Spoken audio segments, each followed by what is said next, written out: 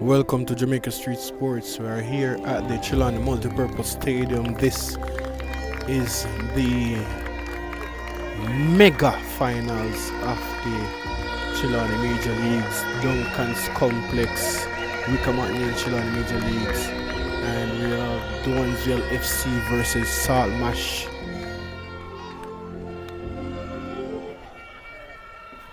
And now we have the greeting parties going on and all the sponsors.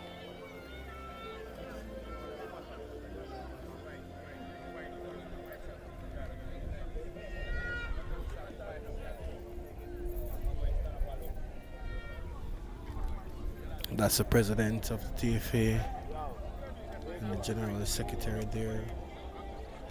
And that's Trelawny Corporate Credit Union, Falmouth Chicken, Limitless. All the sponsors that are here today going across.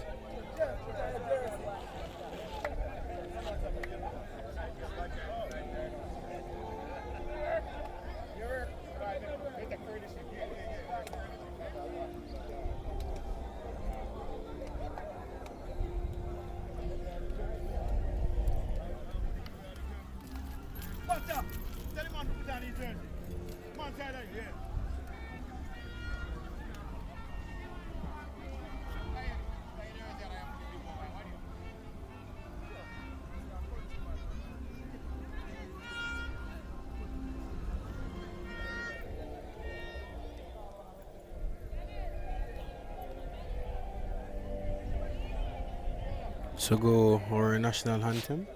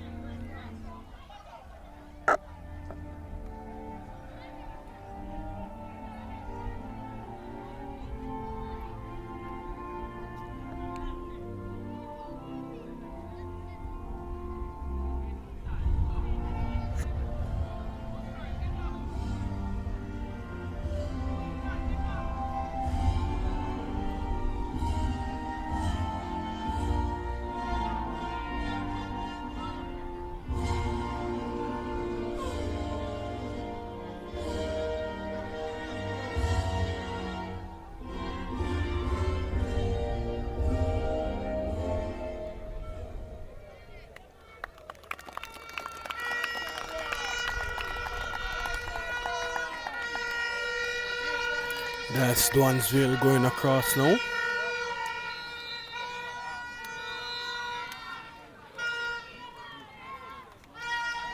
That's Marsh going across.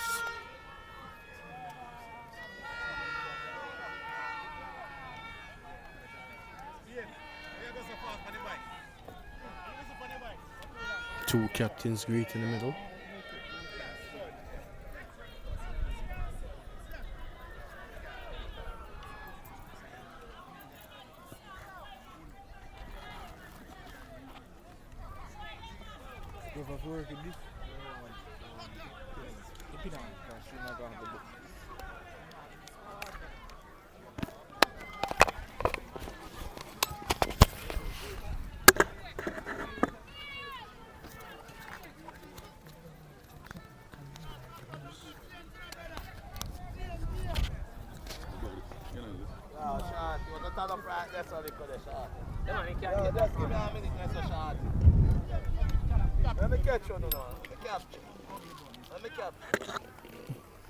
Ready?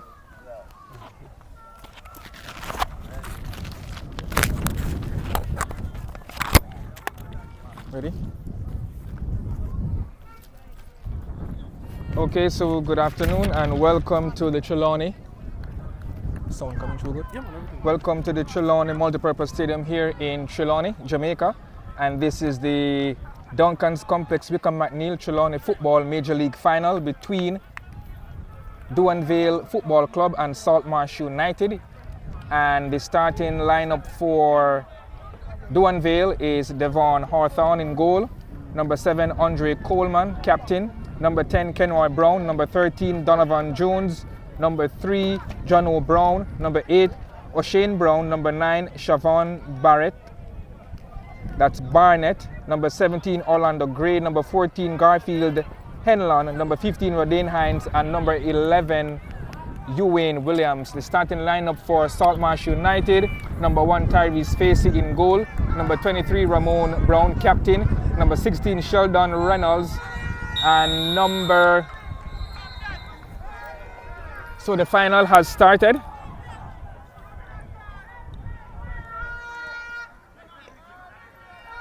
Let me just run through the remaining starting lineup for Saltmarsh United. So you have Javane Niche, number 5, number 8, Tajay Barstow, number 12, Akeem Blagrove, number 18, Roshane McLaren, number 7, Akeem Dennis, and number 9, Jaheem Sanka. So Saltmarsh United, they are in blue with red numbers and red socks, so blue shirts, blue shorts. Duanvale United, they are in yellow with blue stripes, blue socks as well. So free kick coming up to Duanvale, good cross come inside, headed out of the fence by Saltmarsh, and the keeper gets to it and smothers any potential danger. So we are in the first minute of the first half here, and it's 0-0 in the mega final of the Duncan's Complex Wykeham McNiell Trelawny Football Major League Final. The sun is back out partially. We have light winds now, dry conditions, good weather for football.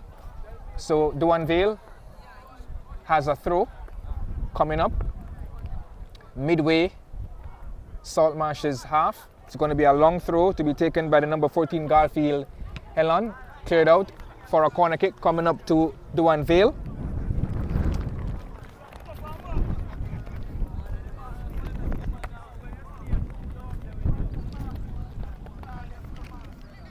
So corner kick coming up to Duanvale Football Club. Corner kick from the left hand side. Here comes a corner kick, curling inside, headed out partially by Saltmarsh, and one of their players trying to acrobatical kick there towards goal. Didn't make connection, but the keeper gathers for Saltmarsh, boots the ball downfield. That's the keeper for Saltmarsh, Tyrese Facey. And the ball is cleared out of touch in the middle of the park by Saltmarsh. So through to Saltmarsh.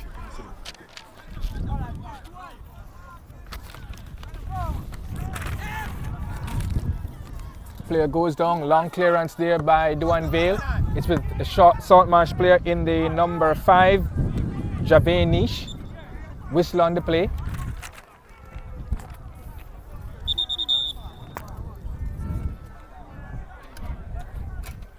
So I can't stay here, sir. Can't stay here, sir.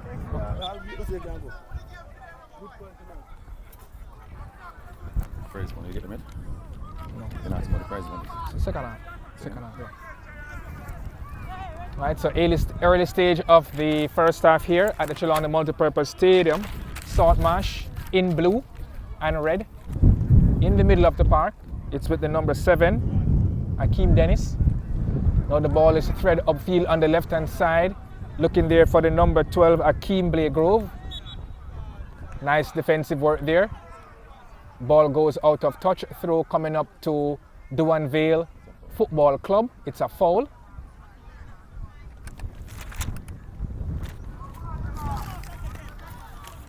So a free kick coming up to Duanvale Football Club, deep inside their own half on the right hand side. Comes a free kick. Looking there for the number 17, Orlando Gray. Brought up by Saltmarsh. Saltmarsh has it. In the middle of the park, whistle on the play against Saltmarsh.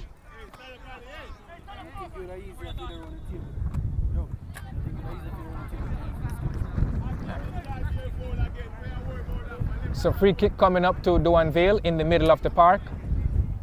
The number 17, Orlando Gray, will takes it over to the right hand side.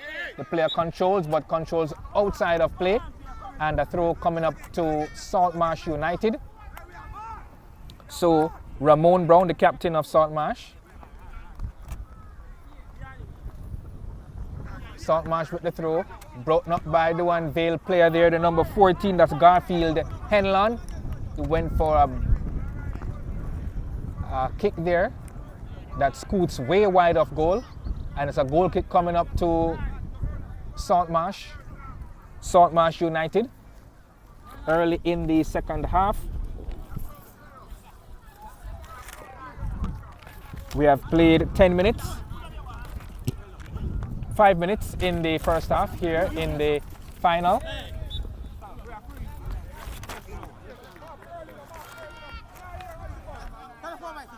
And it's a foul against Duanvale United.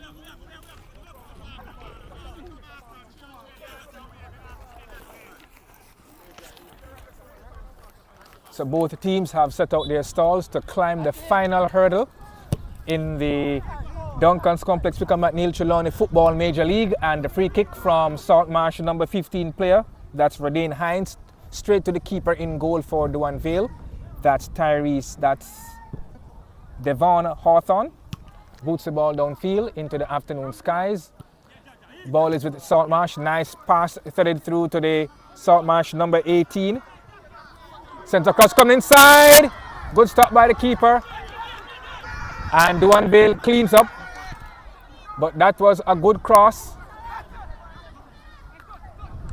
by the number 18, Roshane McLaren. That's Roshane McLaren.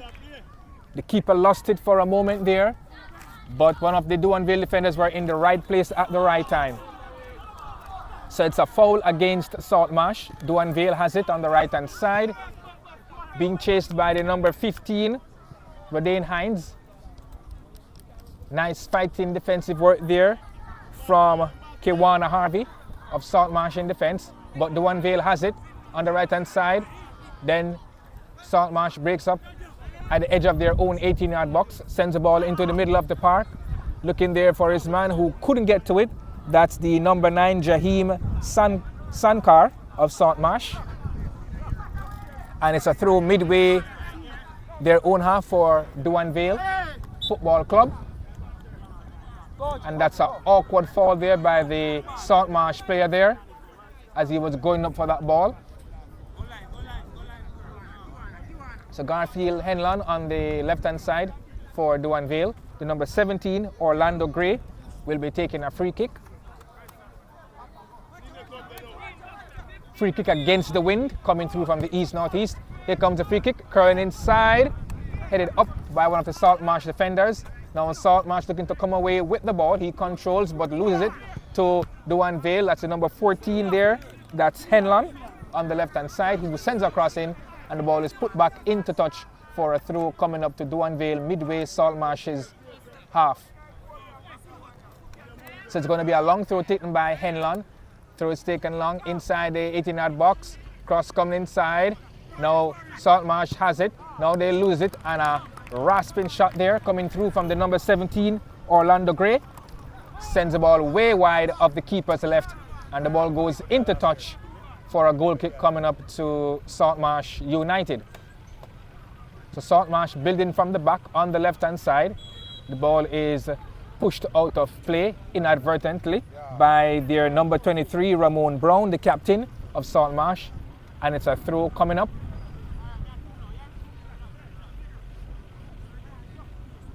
It's actually a free kick, it seems like. So a free kick, an infringement against Duanvale.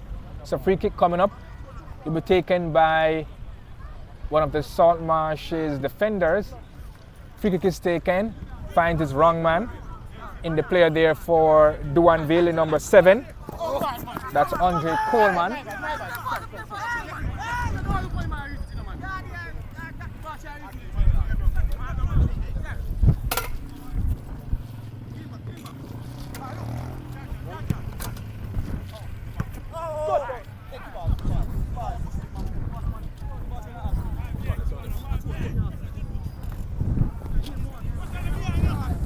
So throw to Saltmarsh, headed out of play by one of the Duanvale players. Throw coming up to Saltmarsh. Midway, Duanvale's half. It's first half action here at the Trelawny Multipurpose Stadium. 0-0 is the scoreline. Saltmarsh has it.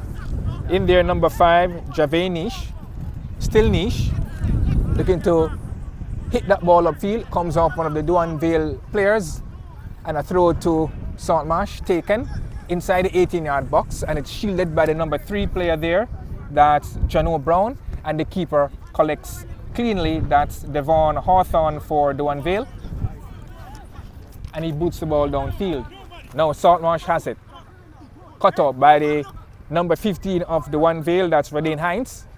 Now the number 18 is fighting resolutely for Saltmarsh. He's brought down. Whistle on the play against Duanvale.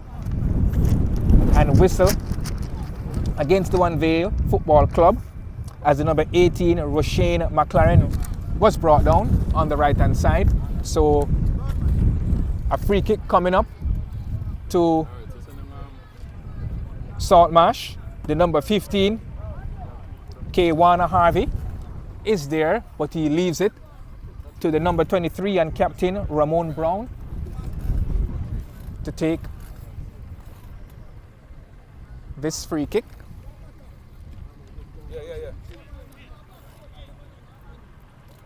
So free kick to be taken by Brown, the captain of Saltmarsh United.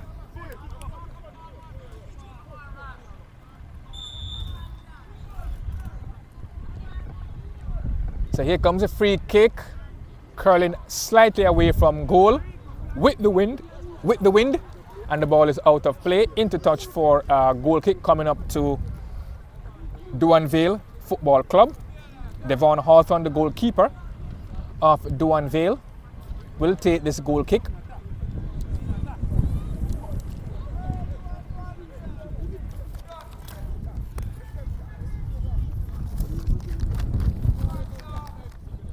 So we have played 11 minutes in the first half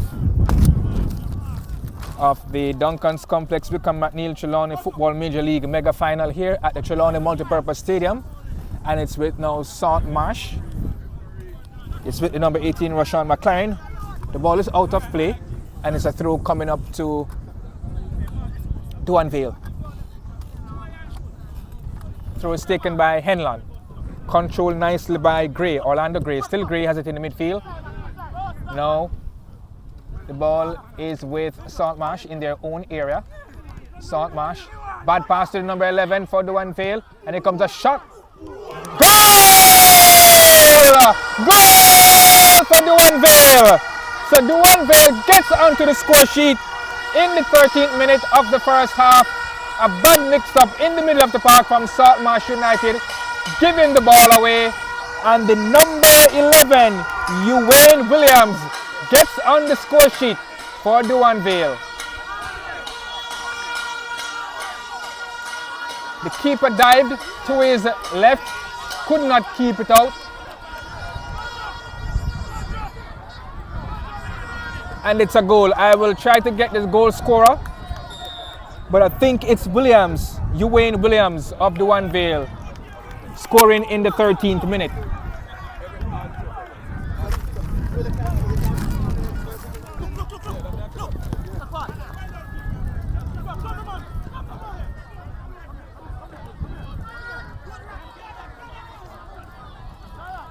So Duanvale leads by a goal to nil.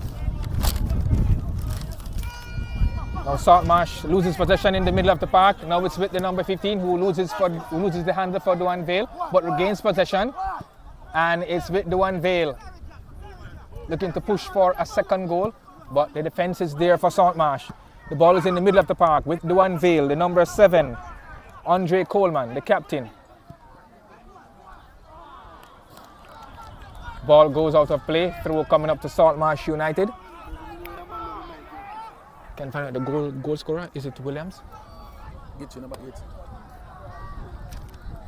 The 8? Mm-hmm. So it's O'Shane Brown, the goal scorer for Duanvale United. Here comes Saltmarsh on the attack on the right hand side. Still Saltmarsh attacking Play is broken up partially by Duanvale. Saltmarsh has it. It's with the number 9, Jaheim Sanka. Sanka still has it. Still Sanka. Passes over on the left-hand side to the number 16 there.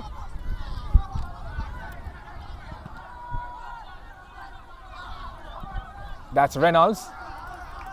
And the cross coming over is a wayward one. The ball goes out of play. And it's a goal kick coming up. Or is it a throw?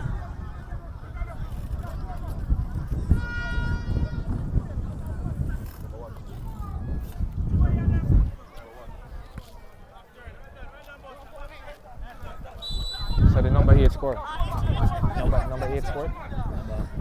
Number 8. I'm not sure. Is the number 8 score, right? Yeah. Number 8. Come on, 8.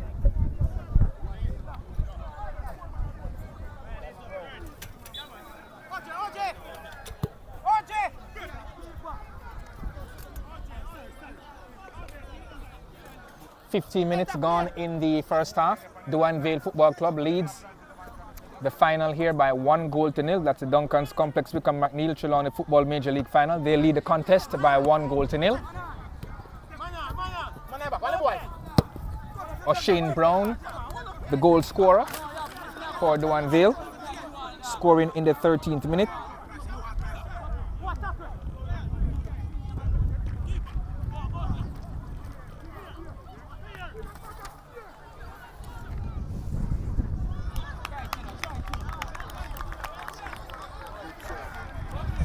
So good effort on the part there of Roshane McLaren, looking to get that ball across as it was about to go outside. Good tumbling cross. Reaping no rewards. Goal kick coming up to the team, Duanvale Football Club, leading by 1-0. O'Shane Brown, the goal scorer.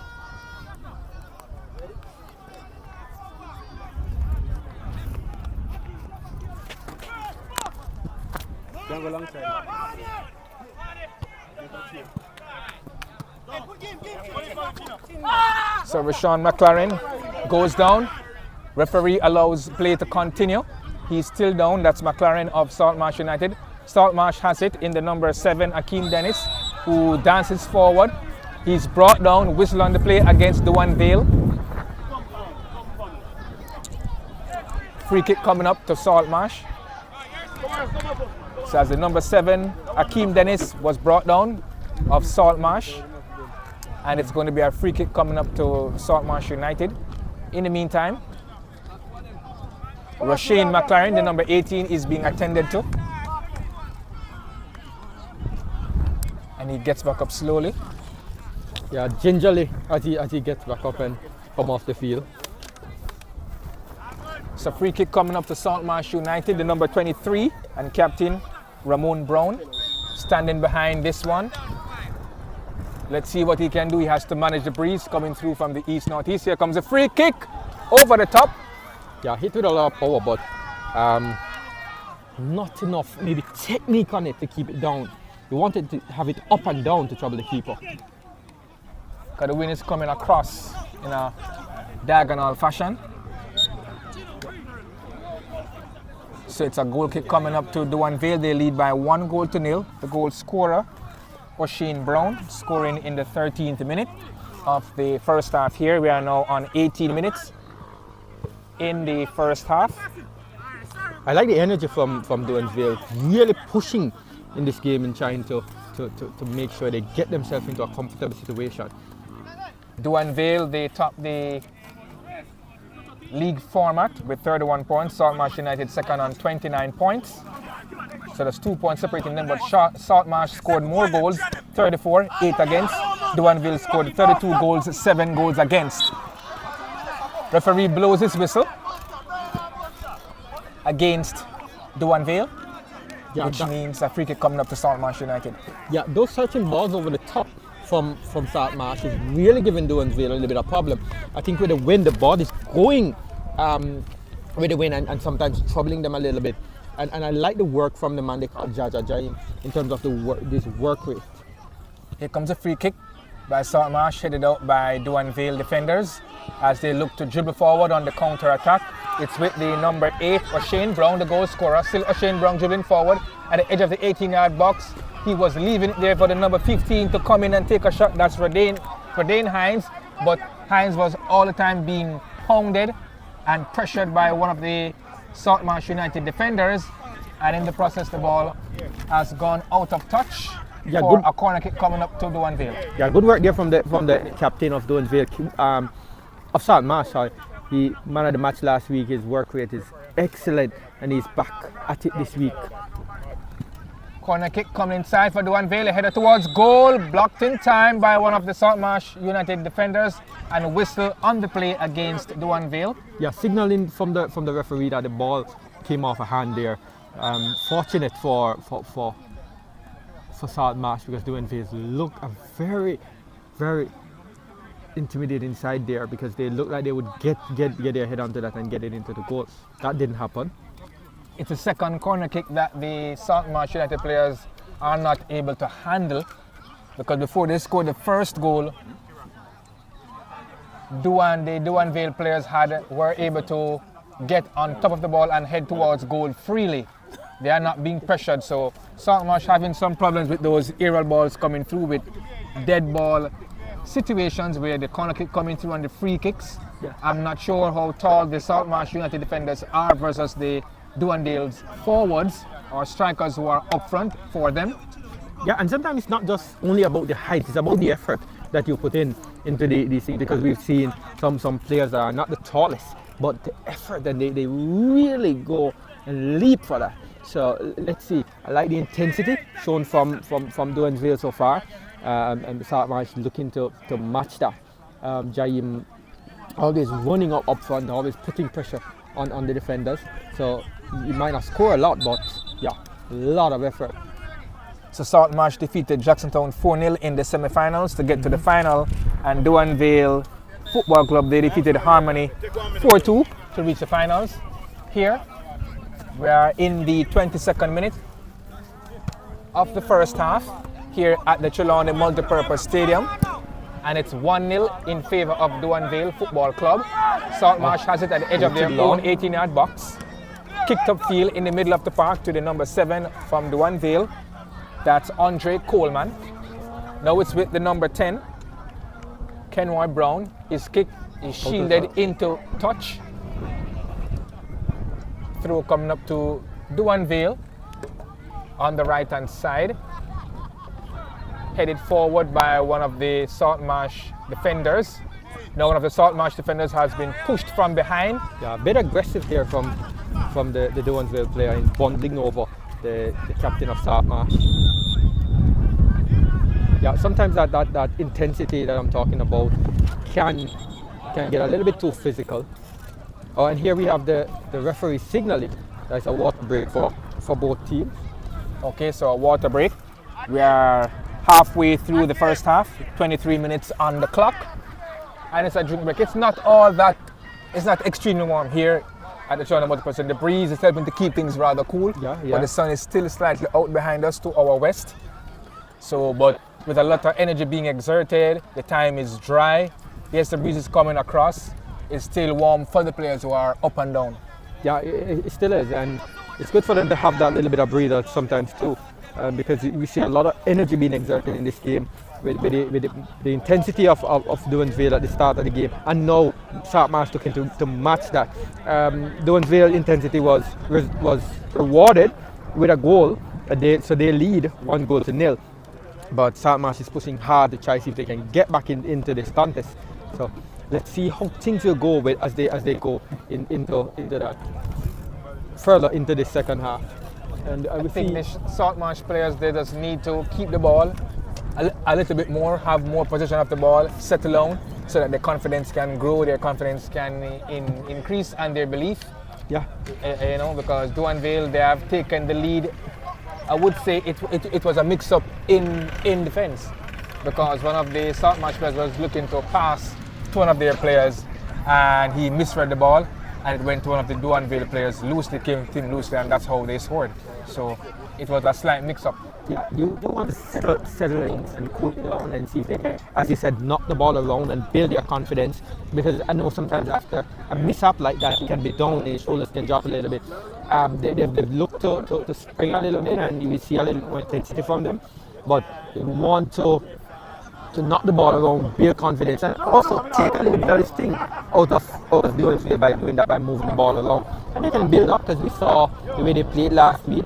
It wasn't bad. They really played well, and 4-0 they won that game. So let's see if they can find that spark again and see if they can pull things level in the second half. So Saltmarsh building from the back. It's with the number 16 Sheldon Reynolds. Now it's with the number 6 Brian Bennett. Reynolds upfield in the middle of the park. Now it's with their captain Brown, who sends a long ball upfield. Looking there for Rashane McLaren, the number 18 on the right hand side. But a wayward pass in the end, and the keeper of Duanvale just skipping to his left, picks up easily, under no pressure, and he will just bowl the ball out. You got opted to kick it long. Right? Yeah, ball hang up in the breeze. Kick the captain of Saltmarsh on it again. So Saltmarsh in possession. Number 8 there dribbling forward, Kajay Brandstorff. He's being fouled. No, it's actually one of the Duanvale players who has been fouled. Yeah, that crunching tackle earlier was a clean tackle, very good long tackle. And then just after that, then we saw a Saltmarsh player. The reaction. Fouled. Yeah, that's sort of reaction. Reaction was bad. So free kick coming up. One of the players tying their boot laces. To his feet now. Ball searching forward. Free kick is taken by Jones. The ball falls loosely inside Saltmarsh's 18-yard box. But the keeper has time to get to it, which he does. Appeal for a handle ball. And referee spotted it very well. Free kick coming up to Duanvale. Yeah, and here the referee tells him that, hey, I saw it, I made the call, calm it down. I'm in control of the game.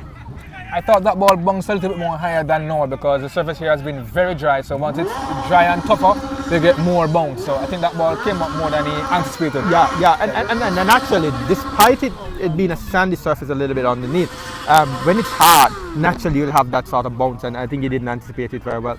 But let's see how this free kick will go. Here comes a free kick, curling inside.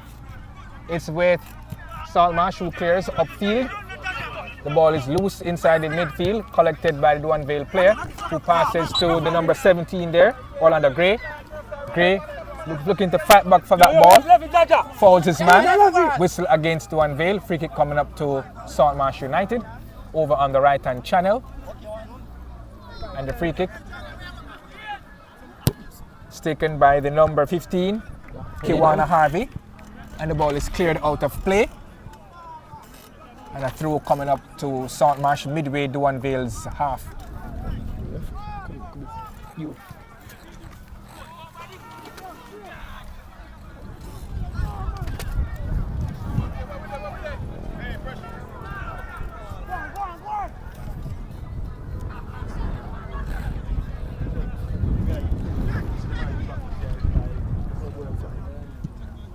So 28 minutes gone in the first half. Duanvale Football Club continues to lead the Duncan's Complex Wykeham McNiell Trelawny Football Major League Final by 1-0. Shane Brown, the goal scorer, in the 13th minute here at the Trelawny Multipurpose Stadium. Now Saltmarsh has it in the middle of the park. Referee blows his whistle. The Saltmarsh players are not pleased with the referee's decision. So Brian Bennett, the number 6, furious with the referee's decision in handing Duanvale Football Club a free kick. Yeah, but they have to remember though that the referee's in charge of the game, and if there's a call, they need to honor that. See, the referee have to be talking sternly at Jaja at the moment. Yes, because you do not want seeing the referee getting a little bit agitated there. Yeah. The player must have said something. Yeah, because normally you would not have a referee in the face of another player. Yeah, he talking must so have said something vigorously. Yeah, and so intently. Yeah, and the referee knows him well, because he's a William Knibb past student, and the referee is also a teacher at William Knibb, so they know each other quite well. So with him having that might have reminded Jaja, the number 9 here, of how teacher might have to talk to him at school if he would have done something wrong. And here see the bench also getting a bit animated, and the referee have to be telling them to calm down. I would feel more comfortable if the player getting upset more towards the referee than the referee. To me, it doesn't look good. Yeah. Because you're the official, the players would more respect you and, you know, look up to your decision. So yeah, and it must be something that he would have said, and then maybe also referee Farkas maybe saying in his head now that he didn't expect that from Jaim, because as I said, he's a former student of William. They didn't know each other quite well, so I can understand him talking to him that, because despite that, there's nothing between it, because they know each other quite well. Maybe after the game, okay, referee Farkas will be having a nice kind word with him. It's a throw taken by Henlon. Deep throw. A long throw, and it came off the head of the Salt Marsh defender there. That's the number 15, Kiwana Harvey. And the ball goes out of play for a corner kick coming up to Duanvale Football Club. That man can't sit down. Sit down, man. One standing over there, man. Sit down, 30 minutes has elapsed in the first half of this final. And a corner kick coming up to Duanvale over on the left-hand side to be taken right-footed against the breeze. The corner kick, a wasted one in the end, goes into touch. Goal kick coming up to Salt Marsh United. Yeah, and that's a waste, because we have so many top players in the box waiting for a good delivery. Here's a ball forward. Yeah, cleared by Duanvale back into the Salt Marsh area. So Salt Marsh has it whistle on the play against Duanvale. Thought the player foot went up a bit too much. The referee saw it, so free kick coming up to Salt Marsh United. Is with McLaren, who goes down at the edge of the 18-yard box. Referee says play on. Yeah, I think ball it was a little goes bit come to the keeper in unfortunate. goal. Bundle over into each other, nothing in it. He's still down. He has been bundled over a few times now in this match. The number 18 was Shane McLaren. He looks a bit uncomfortable. It seems that he's always feeling something. His right ankle. May need a little bit of what we call the magic spray. Magic spray, yeah. He has been bundled over quite a few times. He has been one of their top players to me, seen him so far for the first half an hour. He's a bustling player, hard working. Yeah, and I think just talk about the magic spray. Sometimes it's funny how that spray, it's actually magic maybe after all, because sometimes you see players in a heap and just a little bit of that and they're well intact again. It could be psychological as well, and also by the time you get the spray and stuff and you apply the spray, then the main part of the pain eases, but you're still feeling pain, but it's enough for you to get back up. Yeah, and sometimes play again. You feel it tomorrow morning even more. Yeah, you'll feel it more tomorrow morning. Yeah. So Duanvale on the attack, ball threads through on the left-hand side. It's with Duanvale, the number 8 there, twisting and turning. That's O'Shane Brown, the goal scorer. This is off to the edge of the 18-yard box to the number 7, who was able to get off a clumsy shot, a timid shot in the end. That is the number 7 there. Here's a surging run from the number 12 of Salt Marsh. Salt Marsh now attacking on the left-hand side. Still Salt Marsh, good defensive work there. Defending. Yeah, lounging in. Well-timed tackle to just clear that one. Yeah, despite it going for a corner, that's a good challenge. Good challenge indeed. Clean challenge. Yeah. Corner kick nevertheless to Salt Marsh United. Akeem Blagrove will take the corner kick. Here comes the corner kick, curl inside towards the back post. Pass to everybody. Goal kick coming up to Duanvale Football Club, who leads the contest and the final by 1-0.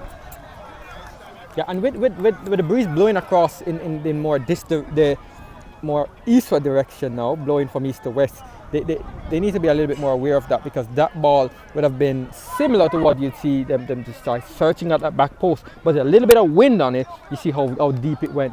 Because that kick was taken with the wind. Yeah, with the wind. So you needed less purchase of it, and the Salt Marsh players, both players on both teams, they need to manage their free kicks, dead ball situation, because the wind is still playing a factor. Yeah. And here's another scenario of that, where we have the wind taking this ball out the touch, into touch. Definitely.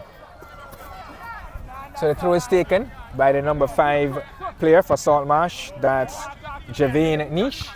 Yeah. But it's broken up by the Duanvale player in Orlando Gray. Orlando Gray inside the 18-yard box. Nice defensive work by the number 6. Showed That's too Brian much of the Bennett ball of there. Saltmarsh. Yeah, he showed too much of the ball there to the defender, and the defender was able to, hold him off a little bit. Yeah, he should have protected the ball a little bit better, and then try and get a cross off, or even get a shot at cut back, and maybe get a shot off. But corner kick against the wind now for Duanvale. Corner kick, curl inside towards the back post. Good Slide header opportunity, there. but Then the ball came a loose missed inside kick. the 18-yard box, and a missed kick by the Duanvale player. Saltmarsh on the counter-attack now. Yes, In the Jaja. number 9, Siobhan Barrett. Barrett loses the handle. Cleared out by Duanvale into touch for a throw.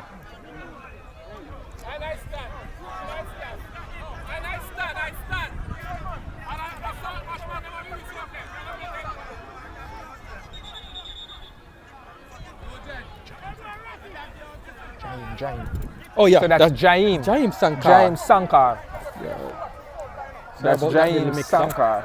Yeah, the man I got mixed up with the number 9 Jaja. from Duanvale. Yeah, so Jaja in the number 9, Jaim Sankar. So it's with Saltmarsh. Brown, the captain. Wow, Nice good crunching tackle there by the Duanvale defender there. That's the number 9 there. Siobhan Barrett. That's Siobhan Barnett. Siobhan Barnett. Nice crunching tackle at the edge of the 18-yard box.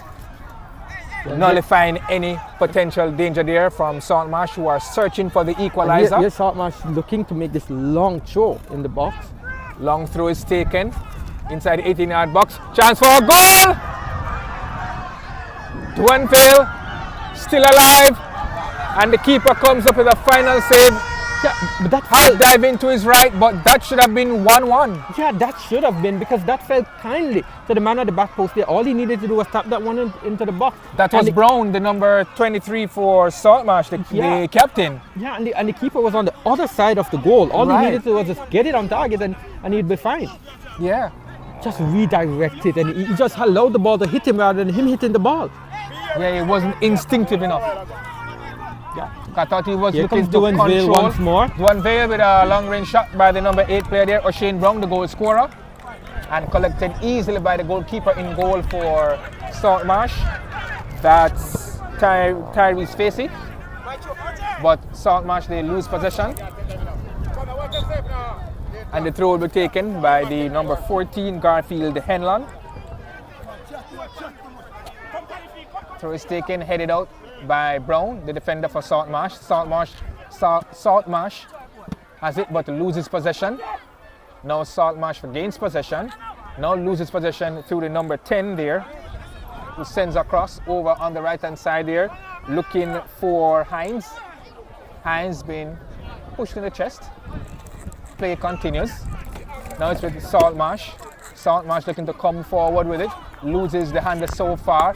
Now Duanvale wins it in grey, but Saltmarsh wins back possession in defence.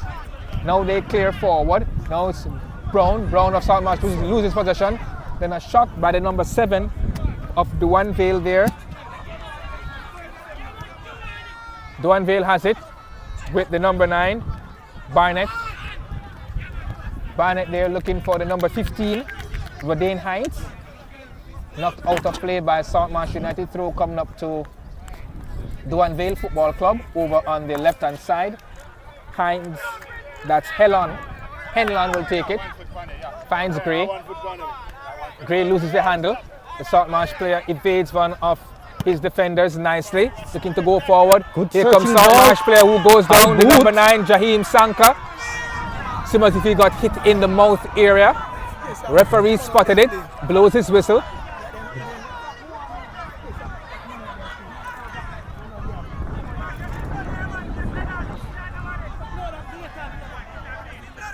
So he's pointing to the team bench that there may be some blood from that hit, and a free kick it is to Saltmarsh United in a dangerous position. Yeah, that's a bit unfortunate for Sankar, because he went to head the ball, and the defender went to clear the ball, and it's just unfortunate. Foot getting to the face of Sankar. So Ramon Brown, the captain, is there for Salt Marsh. Yeah, he can hit it. Hakeem Blagrove is there as well. He hits a powerful ball. So let's see. I think this will be a captain's kick from this distance and trying to test the keeper. There's a 5-man wall for Duanvale. The keeper is continuing to give out instructions to his defenders. Yeah. Do not want to be blindsided. Yeah. So he wants to have a clear vision of the free kick. So let's see what Salt Marsh United can orchestrate from this free kick. It's Blagrove with a free kick, a good one, and just skimming the keeper's left post and into touch for a goal kick coming up to Duanvale. Yeah, Valley. Yeah, I was looking forward to maybe the captain hitting that one, but I guess the defenders were looking for the same, and they maybe wanted to try something different. But it was a good effort nonetheless. Maybe just needed to wrap his foot a little bit around that to get that curl, and with the breeze blowing across, we know sometimes that may be a challenge too. That's why I was looking for the power rather than the technical ability. Right, because the breeze will be going against the ball, pushing the ball away slightly from goal, so he needed a little bit more curl. Just wrapping his foot around it, putting in more curl. Yeah, but even to kind of fight that breeze. To wrap the foot a little bit won't work against the breeze. So maybe you needed that power, and that's why I was looking for the captain to hit that one. There's the captain again clearing that one forward to the number 7, fighting over there for that ball. 41 minutes gone in the first half of the final, and Salt Marsh United, they'll be looking to restore parity before the first half, so they can go into the first half now and strategize. Both teams basically they'll be going into the first half to plan a way, to orchestrate a way how to win this final. Yeah. And here, so the ball is in the middle of the park. Good fight for the ball. Duanvale defenders are there. They clear upfield in the middle of the park. Good fight there from Duanvale. Number 8 Duanvale come away with it. Looking to go forward. Searching for his teammate. Good play broken up. Yeah. Ball in the afternoon skies. The keeper of Duanvale comes out and holds on tightly. Nonsense clearing there. And the goalkeeper did well to just hold that one with the ball coming down from the heavens. Keeper boots the ball downfield. That's Devon Hawthorne. Now Salt Marsh wins possession. Salt Marsh has it on the right hand side. Finds Blagrove. Blagrove pass is cut out and into touch for a throw to Salt Marsh. The throw will be taken by number 5, Giovanni Nish. Blagrove has it for Salt Marsh. Spreads a nice pass to the captain Brown in the middle of the park for Salt Marsh. Still with Salt Marsh, the number 6, Bennett in defense. Bennett has to clear this one upfield. Oh, he's making a mess of it! And he recovers nicely. Passes all along the ground in the middle of the park to the number 8, Tajay Brandstorff. Brandstorff, yeah. So Brandstorff, still Salt Marsh in the middle of the park. They loses the handle. Now it's with Duanvale, the number 15, Hines. Blagrove wins it for Salt Marsh. Wow. Tackled up nicely by Hines. Yeah, now it's with the number 9, crunching tackles in this game. It's a very physical game, but it's a good game nonetheless. It is. It's not out of control. It's a very good game. Sheldon Reynolds sending that ball upfield. Now it's with Brown, who is now over on the left-hand side. He was over for most of the first half on the right-hand side here. Now he has found himself over on the left-hand side. Yeah, just to switch things up a little bit, and you can see that's the way they go about it. Long clearance. Bad pass there. Number cleared away by the number 10. That's Kenroy Brown in defense for Duanvale.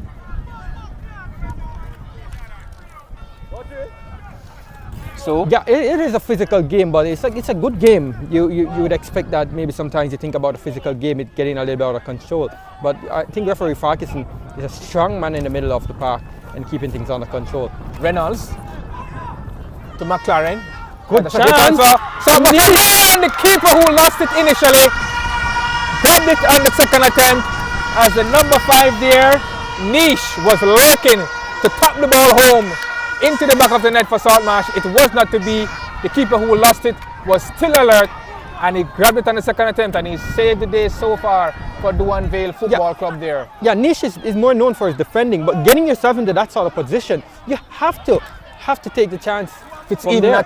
if it's even a toe poke. If it's even a toenail on Yeah, it, that would have scored. definitely. So it is disappointing to see that, because he really should have just put his foot on the ball and get it into the goal, because the goalkeeper made a meal of it and he should have eaten it. So my assessment so far of the South Marsh United strikers in front of goal, they are timid.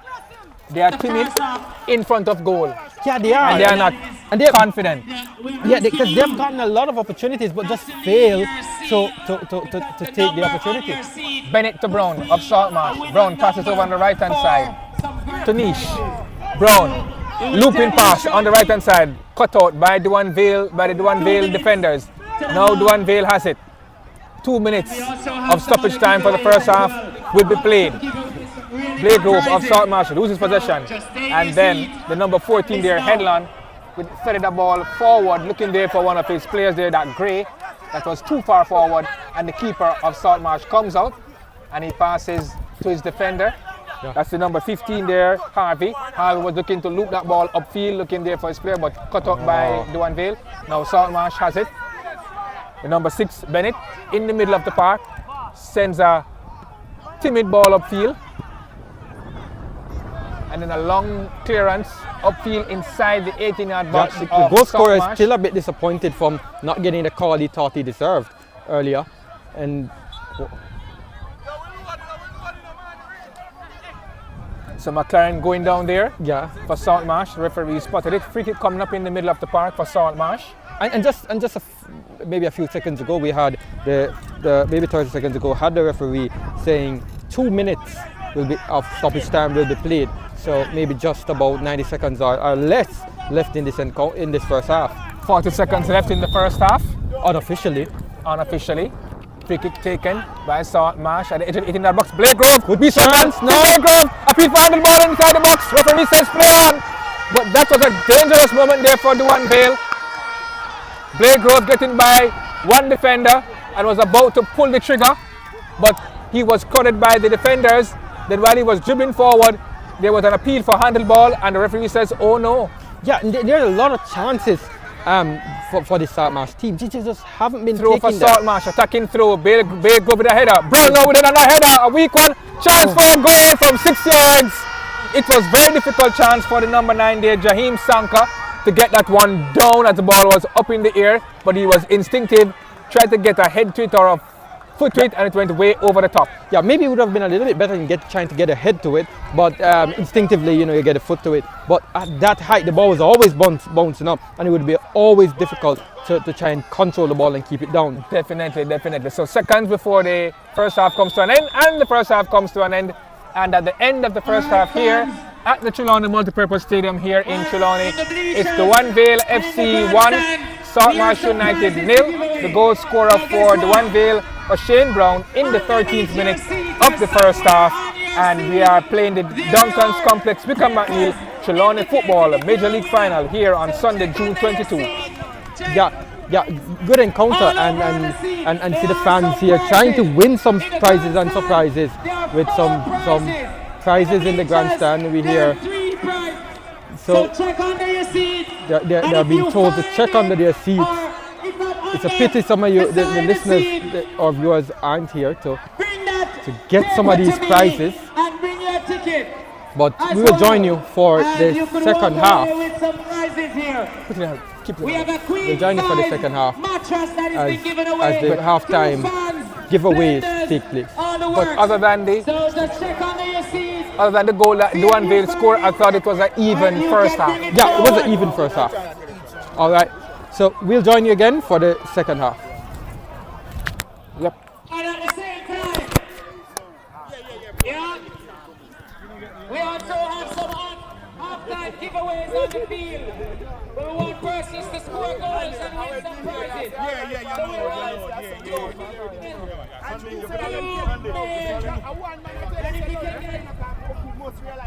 Come and find out.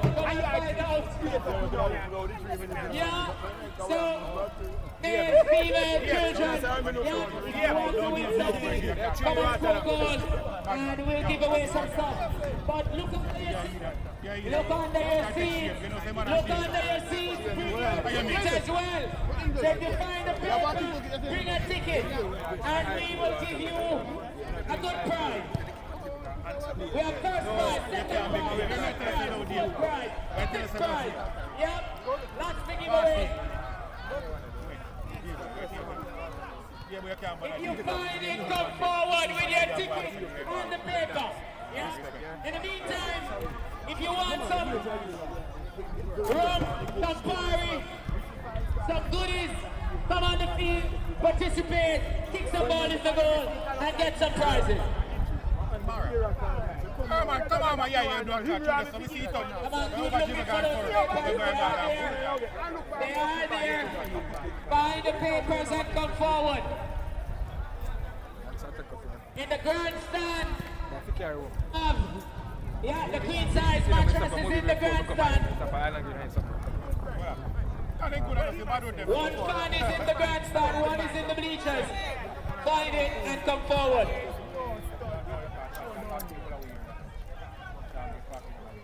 Some prizes and giveaways are given here. Some people won king size mattress or queen size mattress. Some persons may be sitting on the goal and not want to look. You go find it. We want to see your ticket that we know that you paid to come in and didn't jump the fence. So we have a paper coming forward. Do you have a ticket?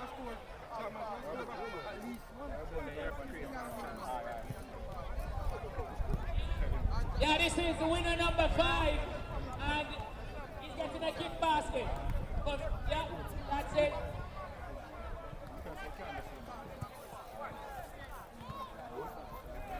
Yeah, so that's 1 out of the 5. Marsh, searching.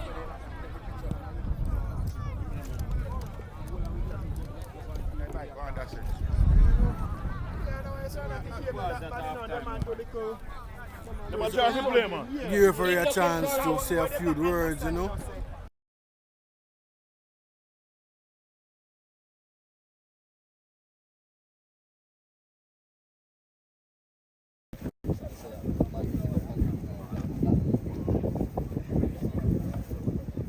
Welcome to Jamaica Streets Sports. We're here at the Trelawny Multipurpose Stadium. It's a matchup between Jackson Town and Marsh FC. Jackson Town is going across now.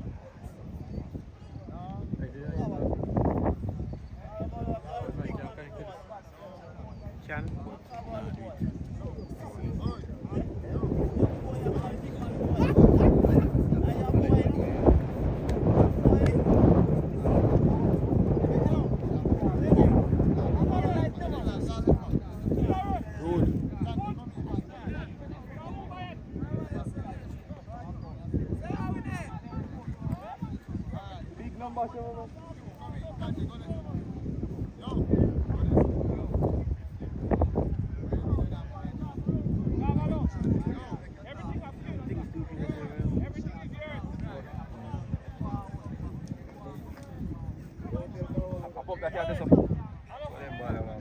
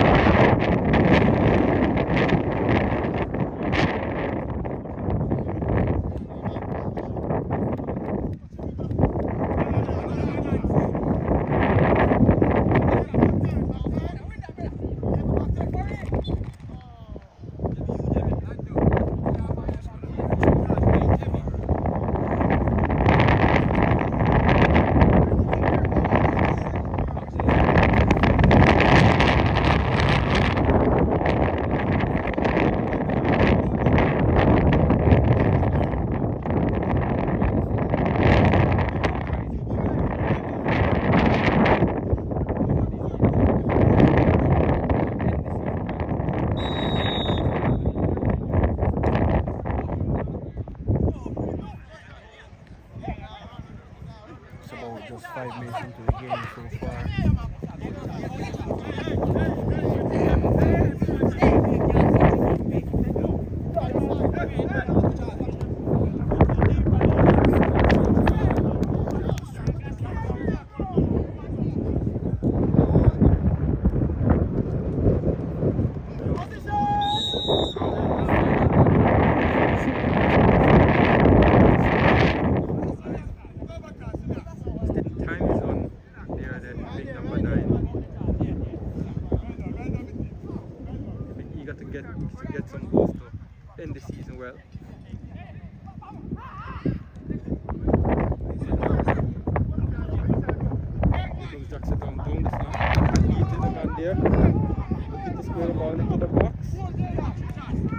Brilliant goal. Beautiful goal there by Jackson.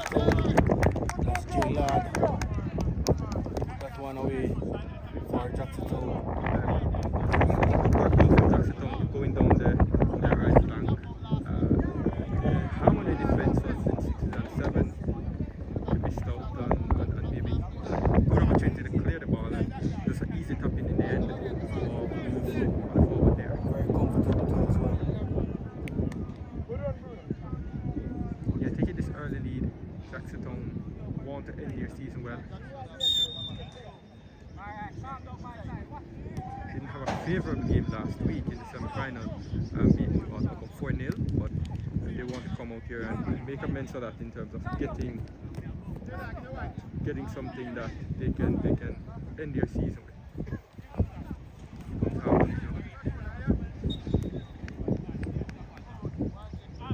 The Harmony players struggling a little bit with their runs and holding their line, and it seems as though they'll be caught offside quite a bit if they don't adjust that in this game. I don't know if they're trying to maybe use the wind that's blowing across Salt here.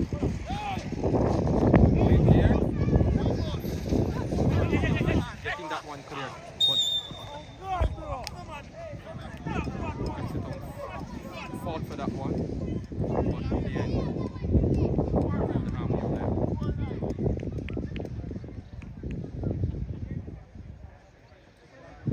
Free kick for Harmony in a good position.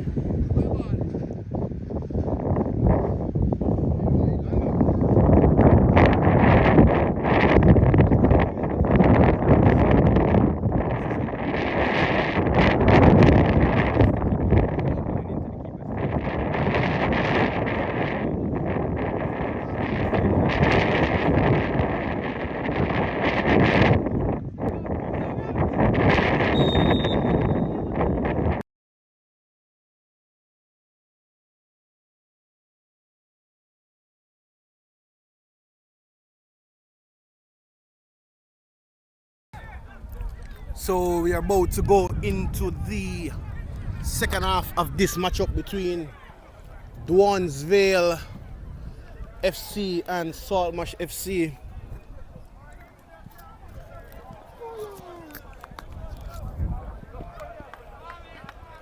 Yeah, and here we have referee Farquharson just having some words to Jaime. We had to speak to very sternly in the first half. They know each other from school, from a student-teacher relationship they have, so all should be well between them.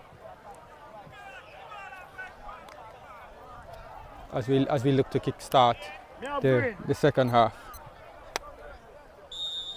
And we're on the way.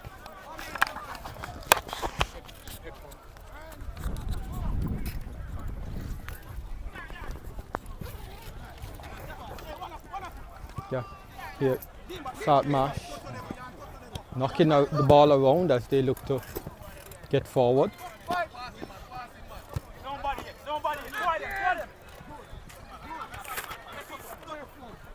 So the second half has started here in the Duncan's complex, Wykeham McNiell Trelawny Football Major League Final here at the Trelawny Multipurpose Stadium here in Trelawny, Jamaica, and both teams have set out their stalls to climb the ultimate hurdle. Marsh coming forward, good. Marsh coming forward, good sliding, crunching tackle there from the defender there from Duanvale. That's number 3 Brown, that's John O. Brown, on number 18 That's Rushine McLaren on the left-hand side.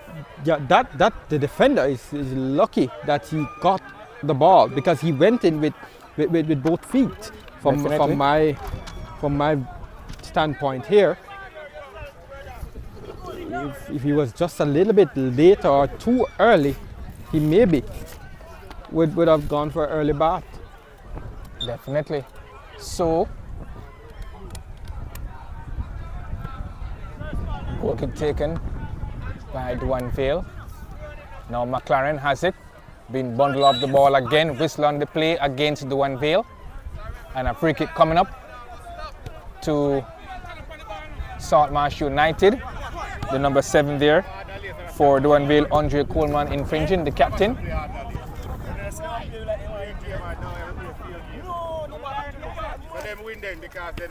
So Reynolds takes the throw to McLaren, to Reynolds.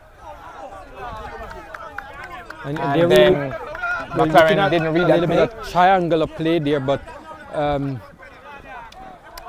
that ball went wayward. That was between Akeem Dennis, Rushine McLaren, and Reynolds. But Duanvale on the attack. They loses the handle. Saltmarsh, but then so Saltmarsh United a bit clumsy in their own defensive third. Also one of the Duanvale players, they are down. Yeah, a little bit of clumsy defending there by the number 6. Definitely. Yeah, if it wasn't for the referee's flag on the far side, on the near side here, I don't know what would happen. Maybe it would have been a different call. Yeah. Duanvale would have been in it. Saltmarsh have a free kick midway their half. Long ball forward. In the middle of the park. Tall player from Saltmarsh heading the ball. Clearance there by the number 14, Henlon. That's Garfield Henlon. The ball goes out of play for a throw coming up to Saltmarsh United. They trail the contest by 1-0, the final, and they are searching for the equalizer. Yeah. So here comes the throw by Dennis of Saltmarsh. Yeah, playing the advantage referee. Cannot get around his defenders. Throw to Saltmarsh. Throw is coming up. Akeem Dennis has the left hit for the number 15, Kiwana Harvey. Yeah, looking for a long throw. Definitely, here comes a long throw inside the box, headed by one of the Saltmarsh player, and a goal kick coming up to Duanvale Football Club as the ball is headed out of play by Saltmarsh. Early days in the second half, 4 minutes has elapsed. Duanvale Football Club continues to lead by 1-0. Odin Brown scoring on 13 minutes in the first half. Duanvale doing some defending. Nice shielding of the ball. Good work from Sankar there in applying pressure.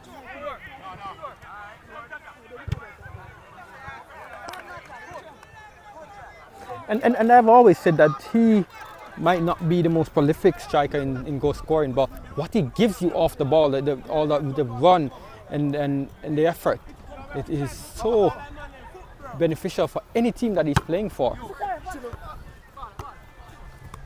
So McLaren, number 7 for Saltmarsh has been brought down. That's Akeem Dennis. Yeah, he was looking for that from yesterday.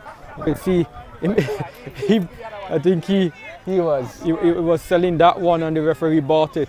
Yes. I guess, well, the defender bought it in giving some contact to him because he was really looking for that. Yeah, kick is taken quick by McLaren. Yeah, to blocked Dennis. there. Dennis' shot is blocked by the defender there, the captain in defense. That's Coleman for Duanvale. Now Reynolds looking to go forward, clipped slightly. Referee says play on. Duanvale still in possession in the number 17, Gray. Gray has been pulled from behind. The number 6 there for Saltmarsh United. That's Bennett, not allowing the number 17 there, Gray in going forward for Duanvale, and the referee spotted it, the infringement, and a free kick it is to Duanvale Football Club inside their own half, midway their own half. Yeah, the game is a little bit, I shouldn't maybe say a little bit, it is physical. We have a physical game here. It still have some bit of quality, but I think the second half has started a little bit more physical than even the first half, and it's taken away from the quality of the game. So I'd rather to see the ball knocking around more rather than the physical challenges coming in. I don't want it to get out of hand and maybe get a little bit, you see somebody get injured. I wouldn't want to see that, because they are two quality teams, and if they play the ball rather than playing the man, I think we can have a brilliant game here this afternoon. It has started well, and I would want to see more quality displayed on the ball knocking around and creating those opportunities. And Saltmarsh created some opportunities in the first half, and you'd want to see those opportunities created again, and people taking those opportunities rather than we see a lot of man playing man in this game. And see, we now have a yellow card to O'Shane Brown, the number 8. And I suppose that would be for something he might have said to the referee, because he is maybe thinking that he should have gotten a favourable call earlier, and that didn't happen. So they should just play the game and not try to play and ref the game as well. So Duanvale takes a free kick from inside their own area, taken down on the chest by the player there from Saltmarsh. That seems to be Harty. Now Reynolds with a long kick downfield, searching for Sankar. Sankar has it, looking to get by his man. Passes inside to Dennis. Dennis has been bundled off the ball by Gray. Now Gray loses possession for Duanvale. Now Saltmarsh looking to go forward. There's a whistle. I'm not sure if it's offside. Yeah, offside, because it's inside out. So that's an offside call. But nice build-up a short time ago from Saltmarsh United. Yeah, and that's the thing. Promising. Yeah, that's the thing. When you see them put down the ball and play, you see that quality coming through. So that's what I want to see more, and less of the man-to-man physical game. Harvey to Reynolds. Reynolds hounded here on the left-hand side, looking for his man. They're cut up by Duanvale. Duanvale player being nudged from behind. Whistle on the play against Saltmarsh United, and this should be a free kick to Duanvale. Yeah. So Duanvale with a free kick coming up from the right-hand side, the right-hand channel. The number 9, Siobhan Barnett, will take this free kick. The free kick will be slightly against the breeze if he takes it with his right foot, but taking it with the left foot, the breeze could help it. They need to use the thing. Comes the free kick, curling inside and away from goal. Yeah, it would always be curling away because of the wind. So, and taking it with the left foot, but the right foot would have gone more diagonal across. Yeah, I think they worked with the left foot. Left foot are taking it to deal with the breeze, but they should have gotten it more on target, more to the far post, and then let it curl inward. Definitely.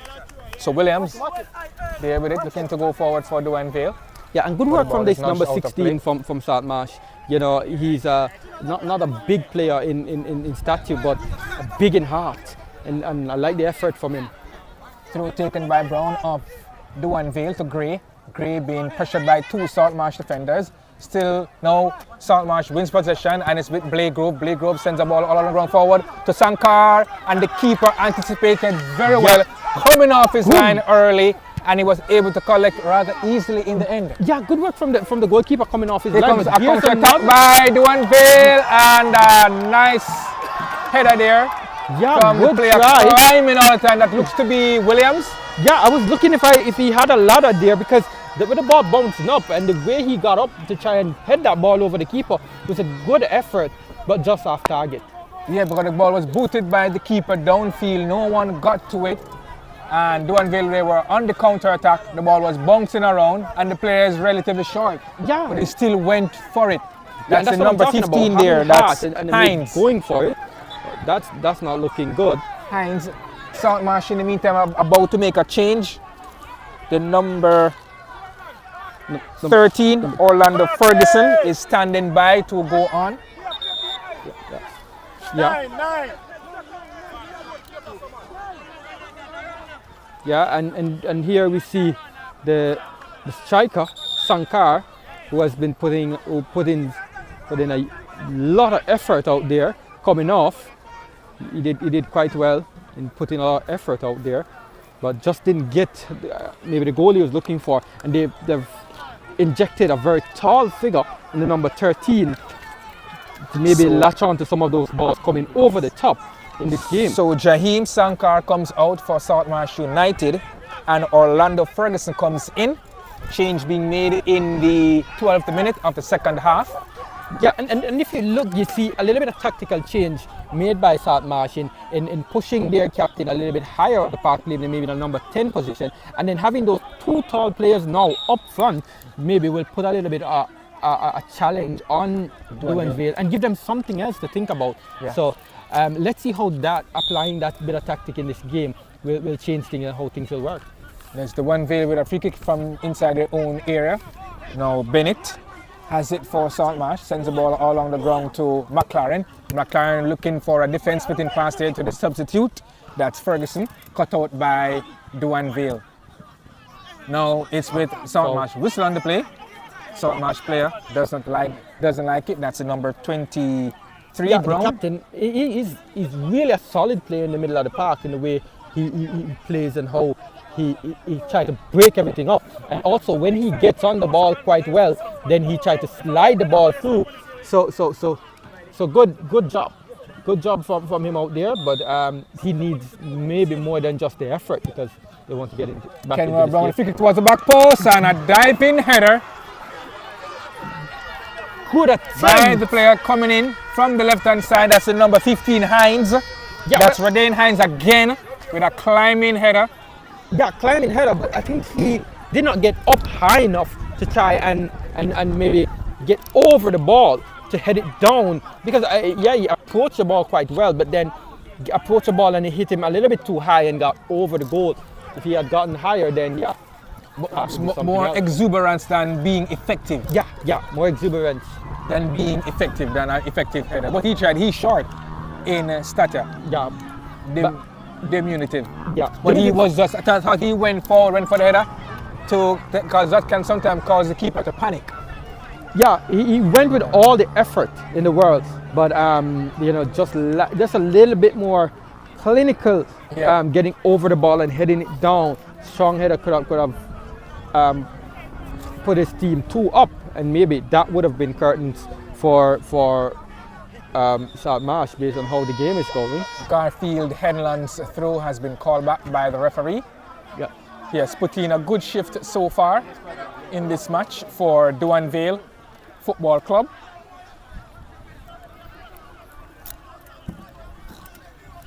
So Garfield Henland will retake the throw for Duanvale Football Club. 14 and a half minutes gone in the second half. Throw comes in, headed Yeah, I was out. looking for that long throw, but didn't get the elevation that he wanted. Now still played in. Here comes Duanvale. opportunity. Hines with an opportunity. Whistle on the play. Offside signal by the Yes, offside. assistant on the near side. Offside signal. And so That might have saved the game for Saltmarsh. Saltmarsh, who still have an opportunity to get back into the game. Definitely. Well, still have a lot of time in this game. I should add, just about 15 minutes into this first half. So a lot of time for them to get back into the game and even look for a winner. 50 minutes gone in the second half. Saltmarsh has it in Bennett. Being bundled off the ball. He loses possession for Saltmarsh United. And a throw coming up. Yeah, because with the Kenwan Brown opportunities will take the throw. the opportunities that were presented in the first half and Saltmarsh not taking them, we're seeing where it's coming back to bite them now. They really need to create maybe some more of those opportunities and take them this time. Definitely Duanvale looking to come away with it. Lots of players surrounding the ball at the moment. But nice play by Saltmarsh, number 7 there, getting by his man nicely. Then it's with Gray of Duanvale. plays the ball over on the left-hand side to Henlan. And the ball is kicked out of play. Yeah, by Saltmarsh, through coming up to Duanvale. Yeah, real physical game here being played, but the quality is still there. I've been saying that for a while now. And I like how the game settled back a little bit, because it was getting a little bit out of control just now, but it has settled and it's going quite well. Definitely. So Duanvale will in from the back. Long kick up field outside of play, through coming up to Saltmarsh United, to be taken by Javan Anish. Yeah, he has some very good long throws in him.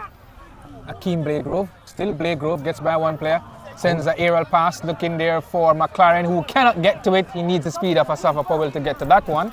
And a throw, it is coming up to Duanvale Football Club. Yeah, maybe he didn't get any other yam from up in the country that just Yeah. the same boat got earlier in his days. So throw taken by Kenor Brown of Duanvale. Now the captain for Duanvale has it. Good Coleman searching sends a ball upfield, looking there for good work the from the number defender, 8 there. shielding That's the ball, Brown. and now coming out with it and looking for his striker. Big tall figure up front. So Orlando Ferguson controls, and then the ball is kicked out of play by the defender there of Duanvale. That looks to be Brown.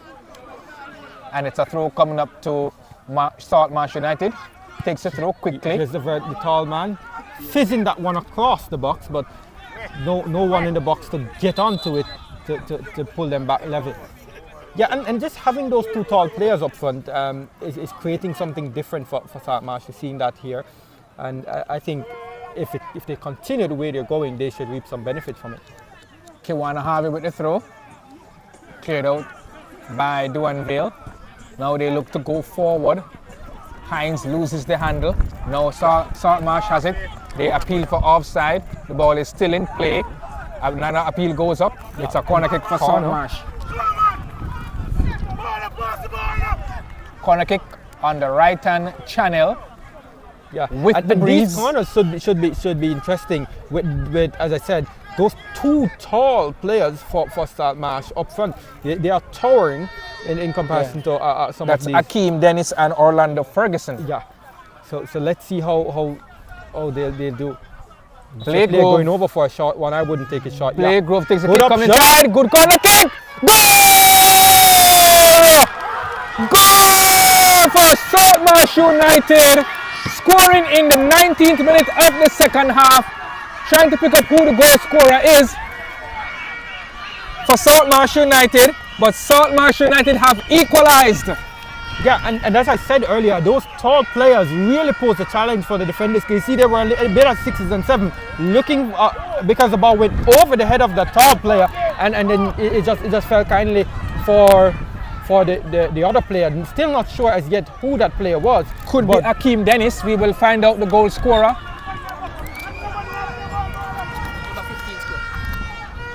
Number 15, the goal scorer. That's Harvey. Kiwana Harvey scoring the goal in the 19th minute of the second half. Yeah, leveling proceedings here for Saltmarsh. So parity has been restored. Yeah, and I think that tactic is working. Having those two tall players, and the number 18 also isn't a short figure either. Out here on the left flank, there's that tall man here trying to dribble through, but broken up by Duanvale. So goals coming in the 64th minute of the Good game, ball in the 90th played minute. here Now by the McLaren number 13, with the ball. tackle from the number 3. Clean tackle by the number 3 there, John O'Brown. That throw to the tall man, getting McLaren that sends ball across over. inside. Ball still inside the 18-yard box of Duanvale, and the keeper comes out and smothers any opportunity that Saltmarsh a bit of has. mix up between those two Saltmarsh players. Here's a ball that can give the defender a little bit of trouble. McNiell with a shot. Keeper holds on the second attempt. He had it under control initially, but he did not gather the ball.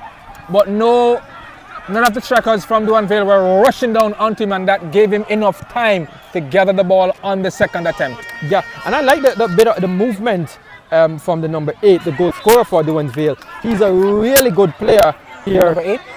Yeah, really good player. Is an intelligent play. O'Shane Brown. Yeah, he runs the channel quite well, and he creates space for himself and the team, and he brings the game to the box of South Marsh and brings his team to the box, and he's a really intelligent player in the way he plays.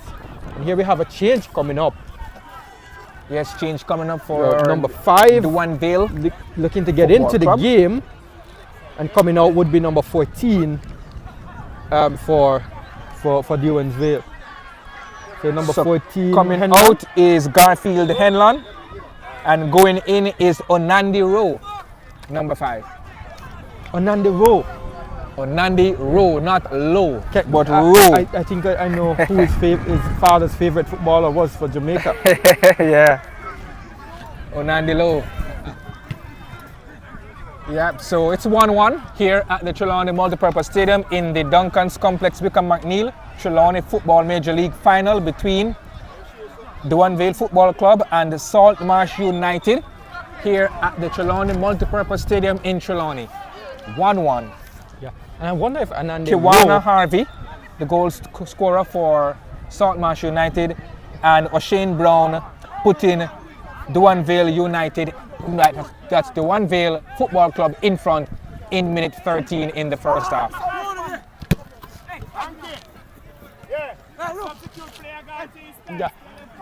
yeah, and here comes Salt Marsh again, but broken up by Duanvale. But Here, Salt Marsh wins it giving in away. Blake Grove looking to get away from his defender. Nice challenge there by the number 13 Donovan Jones for Duanvale. Wow. Searching ball, but the striker was nowhere to be found.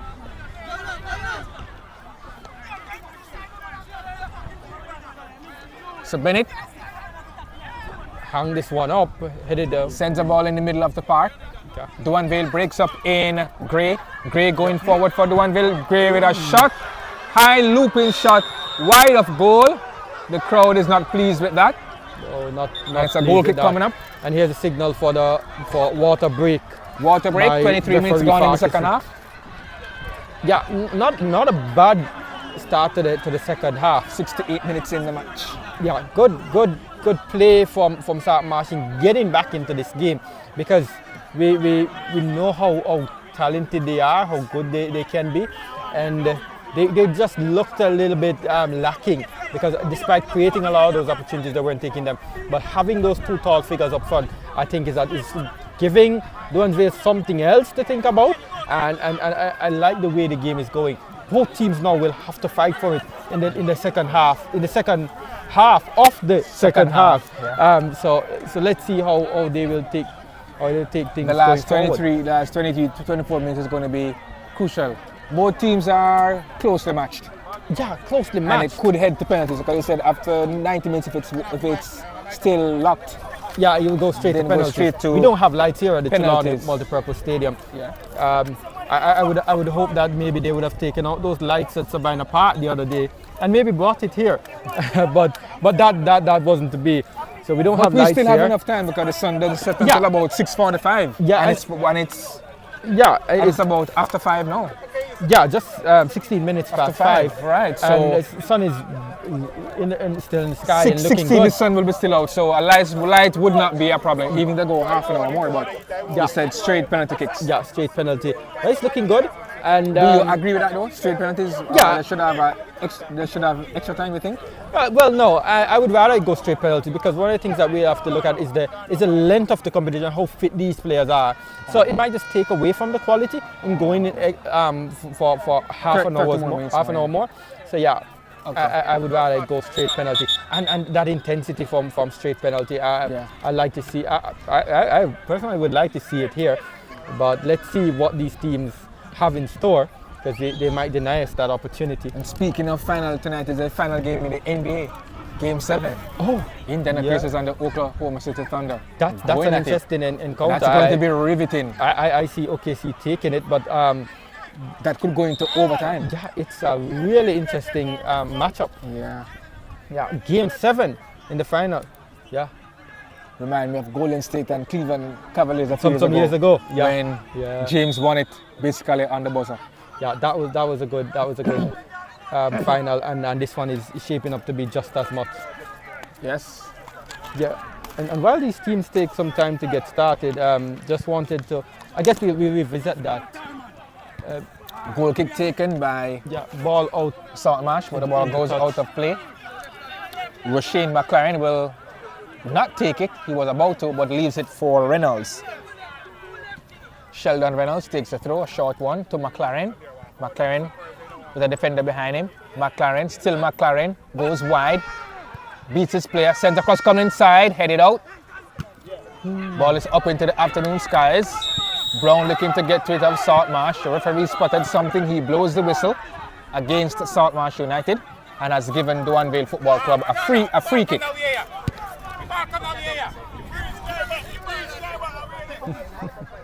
Free kick coming up. Yeah, and I like the animation on the bench from Saltmarsh. I like when, I don't mind a little bit of banter and asking, but Yeah. do it within the rules of the game and respectfully. So I like that. Brown takes the kick for Duanvale. Bennett heads forward for Saltmarsh. Now Ferguson Yeah, looking to Tom go gives forward. that up.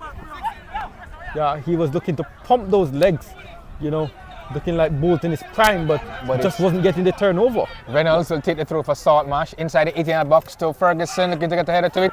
Ferguson with a cross come inside. Referee blows his whistle. Maybe that ball went out Yeah. first, initially, before Possibly. Ferguson got the cross inside. Goal kick it is to Duanvale Football Club. It's 1-1 in the final here between Saltmarsh United and Duanvale Football Club. Kick is taken. Saltmarsh gets to it first. Now Reynolds overlapping. Reynolds sends a nice ball through to McLaren. Back to Reynolds, looking for Ferguson. So just going wide! A left-footed drive from Orlando Reynolds, the substitute. Just going wide of the keepers that left. Yeah, and the length of his leg there in trying to reach forward and winning that ball over the defender and really creating that one for himself. He really wanted to get that one on target and give his team the lead, but wasn't to be. But I suspect more will be coming from them. Better change in tactically, and you see how well they've been playing. He almost picked his spot to perfection there. Almost. Ferguson. Just by an inch or two. Yeah, when we were going to school, And they the would keeper tell was us that. beaten. Yeah, when we were going to school, they would tell us that almost don't count. So Definitely. I guess almost almost was a coat. didn't trouble the score. Almost was never. Well. So free kick to Saltmarsh in the middle of the park.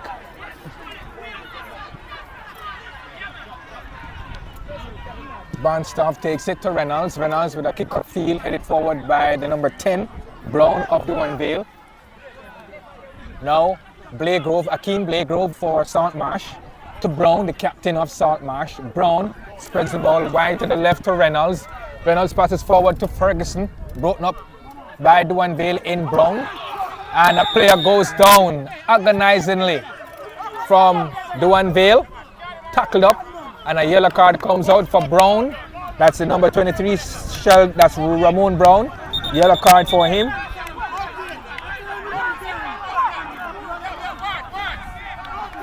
Yeah, the captain not pleased with that yellow card, but he has been putting in a good shift, you know. But I guess he was a bit late on that one, and that happened from time to time. He's not as young as he once was. Yes. Still very good, very technical in his play, but that happens from time to time. But as a little bit of break in play here, I wanted to ask you about, you know, Jamaica's chances of making it to the World Cup. We see them having a favourable group, and a lot of people pretty much almost was celebrating a little bit too early. Yes. But we've seen now in the World Cup with their performances, I think a lot of people have quelled their celebrations. Yeah, their performances has been a below par. There's a few moments or minutes of good play, but generally speaking, the Reggae Boys have not been playing well. I think the teams that they have played have come out with their own strategy Yeah. You know, and the gap in world football has been closing over the last 15 years, and name does not play football again. So the Jamaica chances are good, but they are going to get good competition, especially from Curacao and Trinidad, their rivals. I think that group will go down to the wire. The Jamaica group, in the World Cup qualifying, will go down to the wire because Curacao, they are a good team. Yeah, Curacao they is a drew good with team. Canada in the Gold Cup 2 nights ago. Yeah, 1-1. and we've seen and Canada in the previous match defeated Honduras 6-1 or 8-1. I don't think it was so much. I think maybe I was up 6-1, 5-1. No, but 6-0. No. Oh, but I mean, Curacao is a very good team, nights, and we can't sleep on Curacao in this World Cup group, because if we take them for granted, they'll get to the World Cup over Jamaica. So it's the best chance for the Reggae Boys to get the to the Reggae World Boys. Cup, and they have to take it and not take it for granted. So Rashane McLaren is out. Very good shift he has put in, and the number 19, that's Kevin Leng, comes in.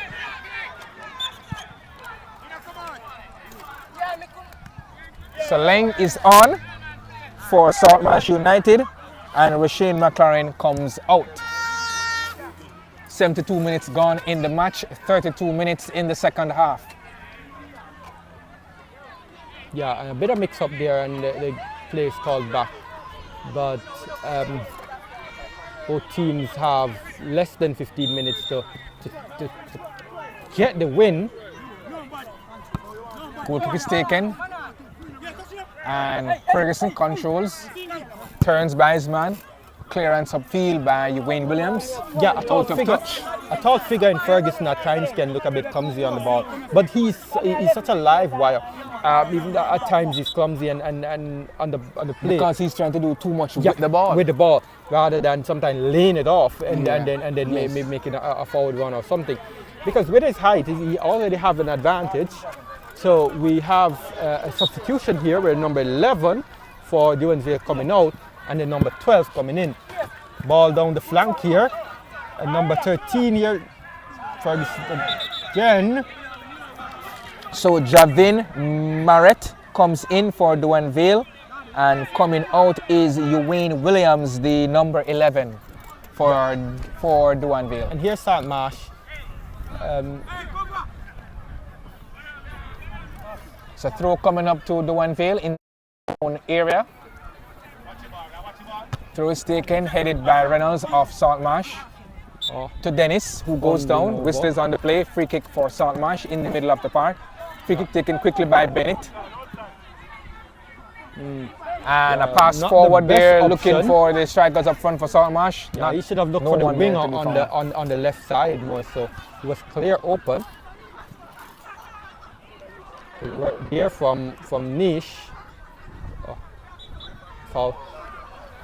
Yeah, a bit of climbing on the back of the Harvey. Yeah. It looks to be Harvey's down for Saltmarsh United. Yeah, but the foul, I thought it was a bit of climbing, but the foul goes in favor of Saltmarsh rather than against Saltmarsh. So, and still walking gingerly is Harvey, the goal scorer. Ball forward by Bennett. Balls come loosely to Brown. Then the ball comes over to the right hand side to the substitute. Defending. That's Leng. Now the ball is with Saltmarsh in Leng. Leng passes inside to Brown. Brown to Dennis. Dennis back to Leng. Leng on the left hand side sends a good cross coming inside to Blake Grove, who controls on the chest. And the ball is nipped away from him by the number 13 there. That's Donovan Jones. Yeah, maybe he needed his chest to be a little bit bigger. I wonder if he has been going to the gym, maybe he want to pump some more weights. Cushion that ball a little bit more. And here we have the calling for medics. We have Duanvale player down in a heap, and we have a tall man here, number 7 for Dennis. Akeem Dennis is down for Saltmarsh, being attended to at the moment, as you can see. Yeah. What do you think about the crowd? Disappointed or? Yeah, I'm a little bit disappointed. I was looking for more people to be in the stands, but football is taking its time to build back in the parish, so I can understand that. But I think it would have been nice to see more people out, because I think quality football is being displayed. But it is what it is. I'm hoping that you can see a little bit more building, as I say, because for the past few years now we've seen the build in the past 2 years, and we hope for it to get better. Donovan Jones with the kick, upfield, finds Hines. Godin Hines. Yeah, and as we talk about the building the parish, Trelawny is looking to maybe try and get 3 teams in the tier 2, because they already have Falmouth, Duncan's, and they're looking to get on our team in the tier 2. Falmouth narrowly missed out on getting to the Premier League, because in that playoff, I remember them, I think they won the first game 1-0, but then the team they were playing against, I can't remember immediately. Treasure Beach? Yeah, Treasure Beach came back and made it to the Premier Corner League. kick for Duanvale, misses everybody into touch for a goal kick to Marsh United. Continue. Yeah, he got a little bit ahead onto that one. It was a little bit glancing header, but he arrived to the ball a little bit too early, and the ball got over his head. I think it's the wind again that took the ball a little bit over him. Yeah, but Trelawny is looking to get 3 teams in the tier 2, and hopefully they can make another surge. Maybe Falmouth can make another surge and get into the Premier League. It's been a while since a Trelawny team has been in the Premier League. I think Village United was the last one. Now, Village United are formerly Village United, because it's now Falmouth. Leagu looking to get to this one for Marsh United. He controls, close to the touchline, he beats his man nicely, sends a cross that is blocked by the number 10 there, Kenway Brown. The ball goes into touch for a corner kick to Marsh United. Yeah, good. A corner kick for Marsh should be celebrated, because having those tall players, and they scored from a corner kick earlier, they would want to capitalize on that. I think they are in a good position to do so. Some very tall players in and around the box.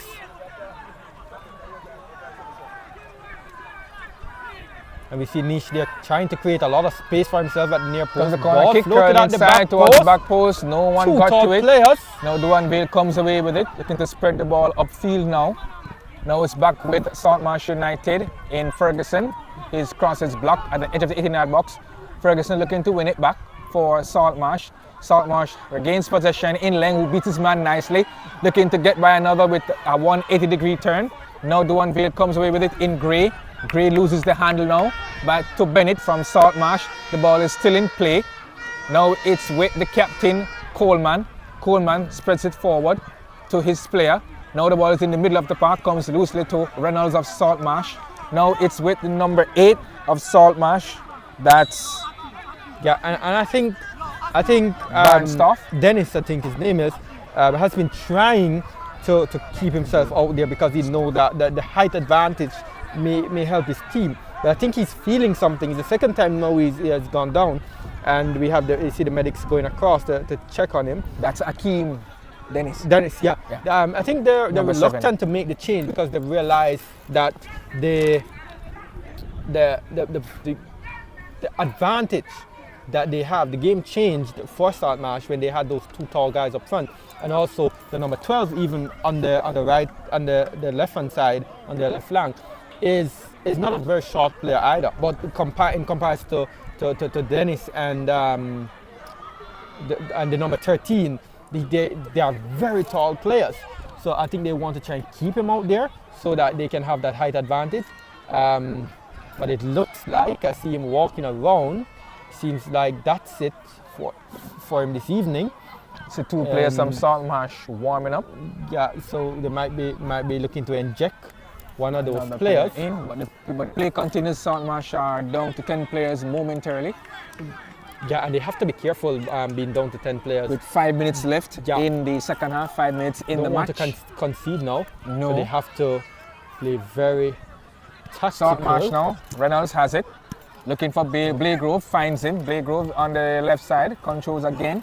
Looking there for Reynolds, but nice sliding challenge there by the substitute, the number 12. That's Merritt. Javin Merritt. Now Saltmarsh has it.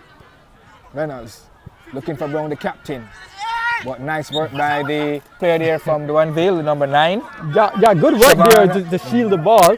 That's Barnett. Yeah, he knew the captain of Saltmarsh was behind him, and he just played for that contact. And as soon as he made contact, he was going down. In for the free kick. So Yeah. free kick to Duanvale Football Club. Yeah, and I think knowing too that they are a man down, he wanted that free kick to get something in the box. Free kick coming inside, cleared out by Brown in defence for Saltmarsh. Throw coming up to Duanvale Football Club. And Substitute about to be made as Akeem Dennis yeah, and he's not looking good. will not come back on. Yeah, and here's another Saltmarsh player down. Another And- Saltmarsh players down there. Look like he's in a lot of pain. Yes. So the medic runs over to try and take a look at him. I hope their bench is strong, because they look like they might be losing another one of their key players.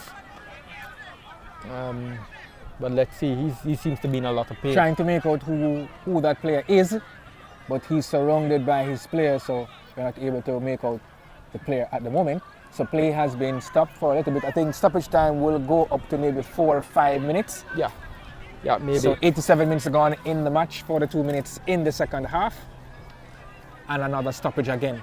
So maybe 5 minutes will be added on. Yeah, and that's a little bit of break in play. I maybe want to ask you about the FIFA Club World Cup. What's your take on this competition? Well, what I've learned, it's a 4-year competition. It will be every 4 years. So first, my initial thoughts was that it's an every year thing or every 2 years, but it's going to be every 4 years. But I think it's still too much football. I do not see the sense in it. I'm not sure if it's the champions from the different continents that's what that it is. play. Okay. Yeah. It's a good initiative, yes, but Maybe I think it's too much football. too much but football it's for the every 4 players. years, so I'm Yeah. not sure. Because you have other football competitions going on sometime during the summer. Sometime Yeah, during the summer World you have Cup, the you have the European Euro, Championship, you have African Cup of America, Nations, you yeah. have the Copa America, the Gold Cup that is going on now, Yeah. World Cup qualifying that is going on now, and you also have other football Nations competitions. League and all of those sort of Yeah, competitions. Nations League. So World it Cup seems that qualifying there's and stuff, more so- competition for the players, mean- and they don't get any time to rest, don't get a lot of break. And we've seen Doesn't make sense, even really. post the Qatar World Cup, where a lot of players who had those long seasons, teams that played in the Champions League and all that, we saw a lot of ACL injuries and a lot of injuries that took months to Need come time back to go and from. look for the family and the friends and Yeah. just relax. You have some players relaxing on vacation, Yeah. while you have some playing. I mean, it's just football thing is just being stretched out in terms of club football. We have already enough club football taking place, because even in England when they have the FA Cup, Yeah. I think like the replay in the FA Cup doesn't make sense. Yeah. Once you reach the quarterfinal, you just have one match, extra time, penalties, just too drawn out. The League Cup again in England. Yeah. I Too don't much really football see any sometimes there. for these players. Yeah. But here you have a restart in play. And Saltmarsh are still down to 10 men Yeah, maybe. momentarily, yeah. So they're still down to 10 men. But Leng has it, doing very well since he has come on, showing some a bit of skill. And they go back to Leng. Actually, they're Leng down on the to right hand 9 side. men. So and Still still Leng. looking to go forward. Being bundled off the ball by Duanvale. Now Merrick looking to go forward. Now play is break up. Well, They have to one be- of the players have to from be very Duanvale was careful pulled, now. was pulled Because back. they're down to 9 men. And I see down them to here 9 signaling because they're looking to get some substitutions on the park. They're about to make 3 substitutions. Not sure some of them are penalty takers. But the number 15, Harvey, the goal scorer, if he will continue. And we have Bradstaff coming out. Oh, he's going back. So Harvey, the goal scorer, is going back. Coming out is the number 8. That's Barnstuff. Tajay Barnstuff will be coming out. Going in is the number 14. That's Kyle Lewin. And Bradstaff look. And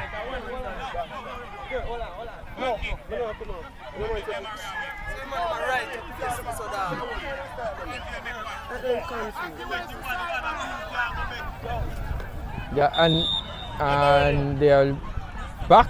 So in Barnstaff action. is still on. Tajay Barnstaff is still on.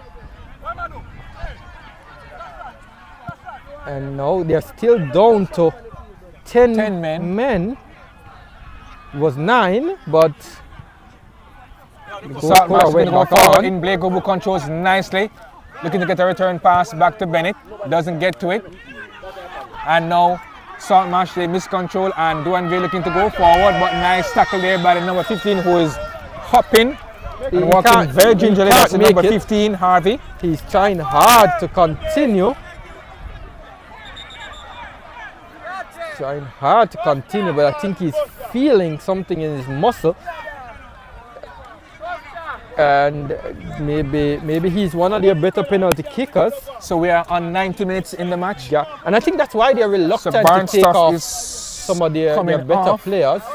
Number 14 is coming in. That's Kyle Lewin. Number 11 goes on as well. That's Kurt Brown. And then number 24 goes in. That's Osmond Holt. Yeah, and I wonder if Barnstaff is not necessarily the best penalty taker, because he's a very good player and has been playing good out there. To take him out just now, maybe they are looking to get better penalty kickers into the game. For good play there by Duanvale as they Gray search going down forward, the brings his flank. man nicely on the left hand side. Still Gray. Gray inside the 18-yard box. Comes across, coming inside. Cleared out just in time. He delayed in making that cross. Hey, I now. think if he had done it a little bit Orlando Gray. earlier, High deep pass at the to back post. Marfet, who is offside. That's the number 12 there. Javin And the Marek flag. is offside. I knew he was offside from early. Saw the flag from early. Yeah, the flag saved him maybe a few lashes from his supporters, who were really upset with him heading that legs. ball over the top, because he Fresh, was in the 6-yard box and had the ball over the goal. So I know his supporters really erupted in the stands. So Osman Holt has it for Saltmarsh, loses the handle. Now Duanvale has it going forward.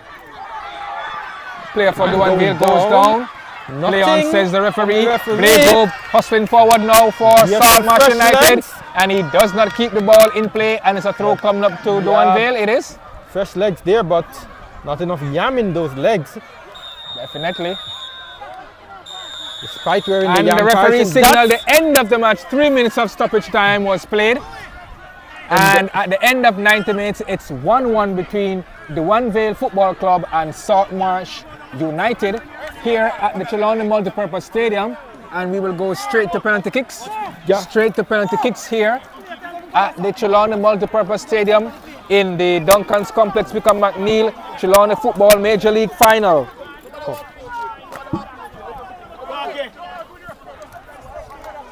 Back there.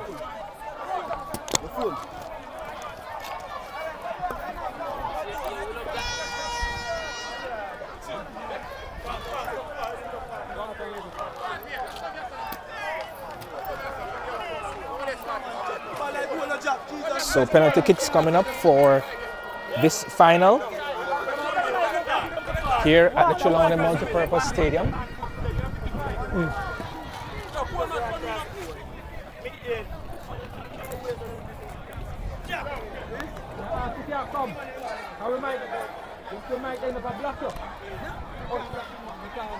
Remember the rules, you know? You can't open it. Okay, new shoot from Belmont on the line. You can't open it.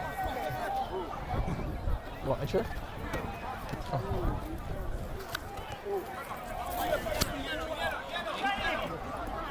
You know, if you're out there, if you're down here, so You can't take on the side. So I'm referee to start.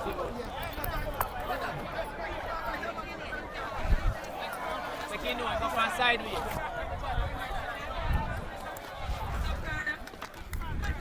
you don't want to do it, but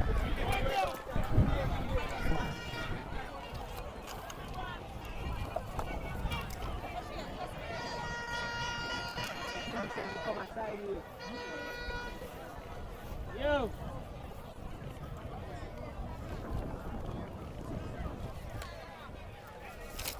side you have to shoot first. Because I find out they're not going to him out there. You get me? Arnold, let me shoot it from here.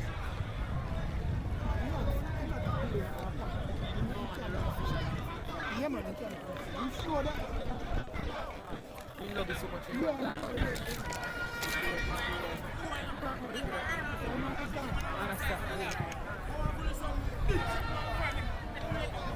don't go closer to this.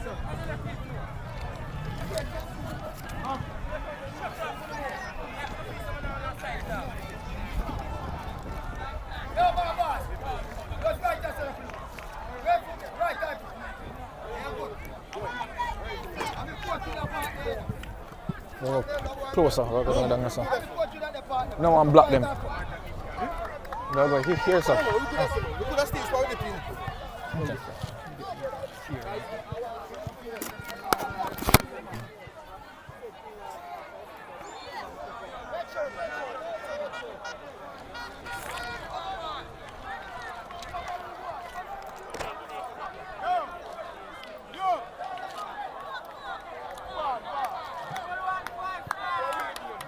Ramon Brown.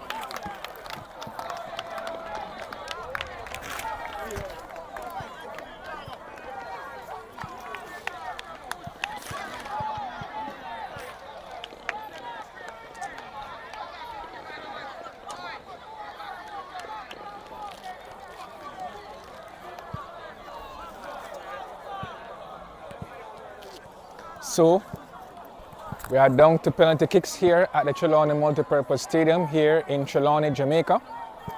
And the Salt Marsh will take the first penalty kick. The captain will step up first to take the kick. That's Ramon Brown. So Ramon Brown will step up first to take the first penalty for Salt Marsh United in the penalty shootout.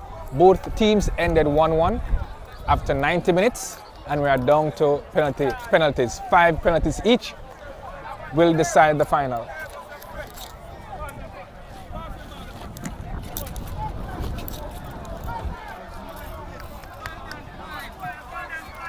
So Ramon Brown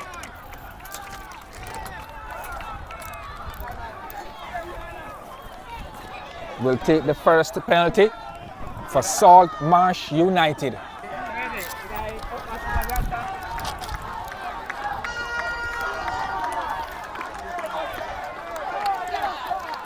The goalkeeper, Devon Hawthorne, in goal for Duanvale. Ramon Brown steps up with a kick, scores for Salt Marsh United. Ramon Brown gets on the score sheet. Yeah, good to see the captain stepping up to take the first kick, setting the tone for his team, and kicking to the right of the keeper. Was a very composed shot. And he just slotted it into the bottom corner. Yeah, and you see this Duanvale Marsh have a lot of fans in the stands. Duanvale trying to hype up the goalkeeper. Siobhan Barnett for Duanvale. Will take Duanvale's first penalty kick. He's up against Tyrese Facey. Takes it, penalty kick and scores! Siobhan Barnett scores for Duanvale in the penalty shootout. It's 1-1.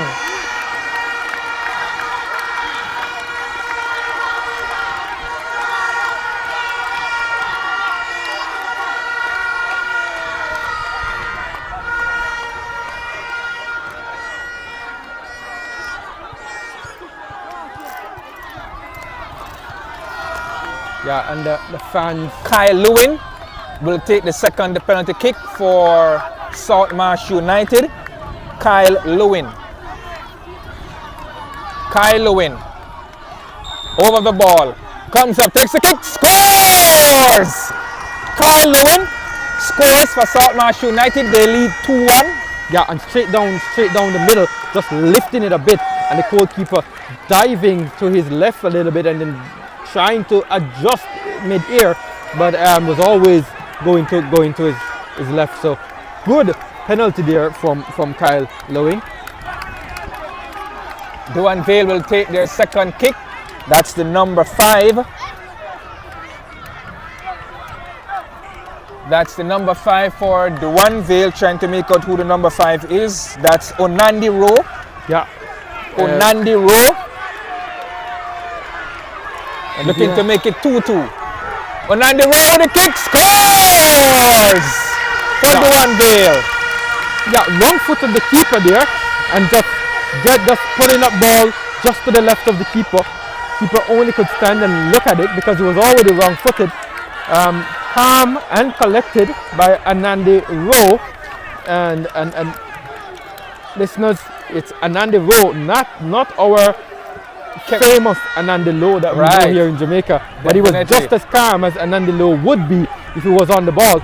And here we have Salt Marsh stepping up, number 19. Kevan Leng will take the 3rd penalty for Salt Marsh United. That's Kevan Leng. Leng with the penalty kicks. Goal! He scores.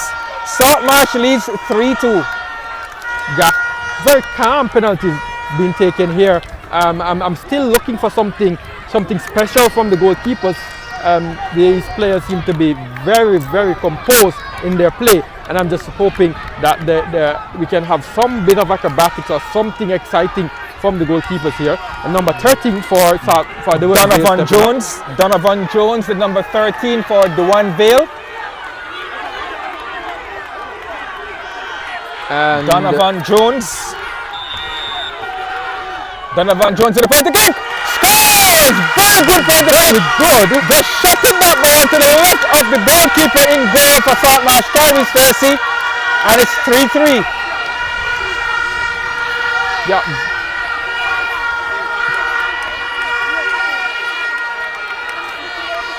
Yeah, good penalty kick. That's maybe the best penalty kick we've seen from the 6 so far.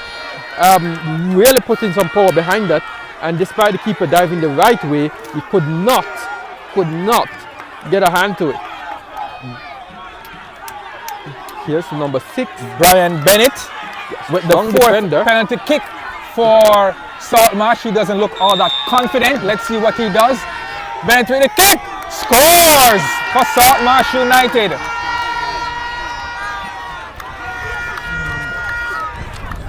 Yeah, and good kick there from Bennett. You know, just slotting it to the right of the keeper, put it in the corner, and the keeper, despite diving, could do nothing about it. O'Shane Brown will step up for Duanvale. Will take Duanvale's 4th penalty kick.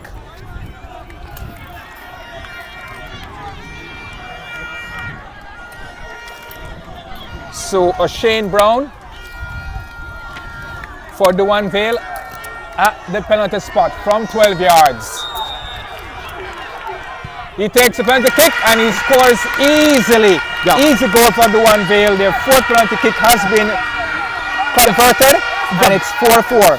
Yeah, very confident player, and we see that in his game, in outfield play, in regular play. And he just stepped up with the same level of confidence and just slotting the ball into the corner because he knows he has the technical ability to do it, and he has the composure to do it as well. Now it's getting to that sort of crunch time in the penalties. Yes, because it's 4-4 on penalties. No team has missed it yet. Number 11, Kirk Brown with Salt Marsh's 5th kick. Here's a substitute. Yes. Came on. Kirk Brown with a penalty kick, and he rolls it easily past the goalkeeper for Salt Marsh's 5th penalty. Yeah, that wasn't a good penalty, but he got it to the right of the keeper. The keeper did not dive to the right, so he got a chance to just roll it into the corner. But the ball was kicked more on the ground, more so than to the goal. So he scuffed it a little bit, but he still managed to get his team. Kenroy Brown. Yeah, and Kenroy Brown now will step up next for Duanvale. Kenroy Brown standing over the ball with the penalty kick and scores. Yeah, a lot of power behind that one, and to the right of the keeper. So it's 5-5.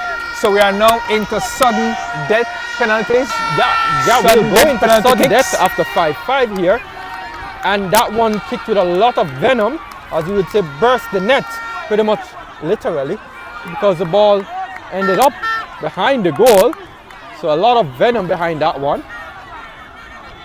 And here the goal scorer for Salt Marsh, number 15, Kewana Harvey will step up in sudden death penalty for Salt Marsh United. Kewana And Harvey this is where the pressure starts. with Salt Marsh's 6th penalty kick. Here comes Harvey now with the penalty kick. Saved! Saved! The goal, and that ball has been saved by the goalkeeper. Devon Hawthorne saves that penalty kick from Salt Marsh. Devon Hawthorne of Duanvale, the goalkeeper, saving that penalty kick in sudden death penalties.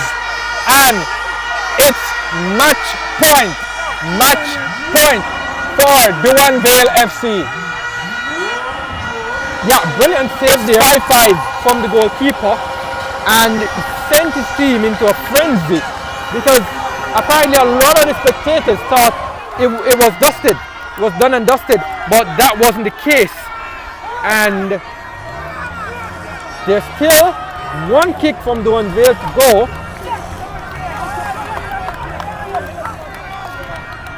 Let's see how this will go. I think the fans are animated, and this must be a lot of pressure on the number 7. One of the best players for Duanvale, Orlando Gray, has been tasked with the responsibility to get Duanvale over the ultimate hurdle, the final hurdle. And 1 meter to go. Orlando Gray, of Duanvale FC, to win it. Here comes Gray with the penalty kick. Scored! Goal! By Orlando Gray of Duanvale Football Club. And Duanvale Football Club are champions of the Duncan's Complex Wykeham McNiell Trelawny Football Major League Final as they beat Salt Marsh United 6-5 on penalties, 6-5 in sudden death penalties here at the Trelawny Multipurpose Stadium in Trelawny, Jamaica. Well done to Orlando Gray and Duanvale Football Club.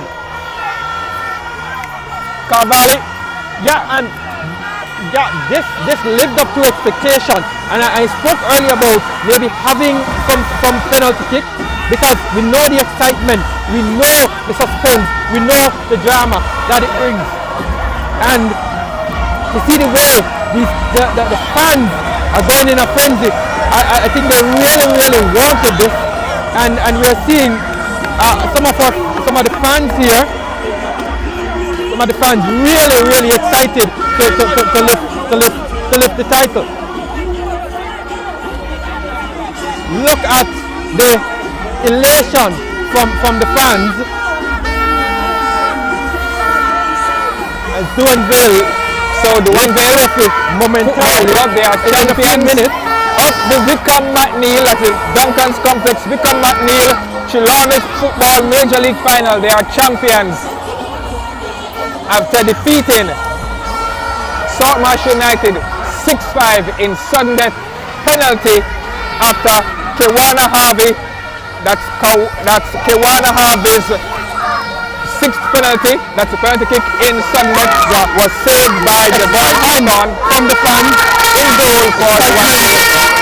And Orlando Gray stepping up with the responsibility to score in sudden death, and he did just that, just knocking the ball into the back of the net, winning 6-5. 6-5. Duanvale Football Club winning 6-5 on penalties here at the Trelawny Multipurpose Stadium here in Trelawny, Jamaica. Duanvale Football Club are champions, and the fans, they are jubilant, and why not? They topped the league format with 31 points over Salt Marsh, and they have solidified by they have solidified their position by winning the final here, winning the league format, and now winning the championship game here at the Trelawny Multipurpose Stadium 6-5 after both teams ended 1-1 in regulation time.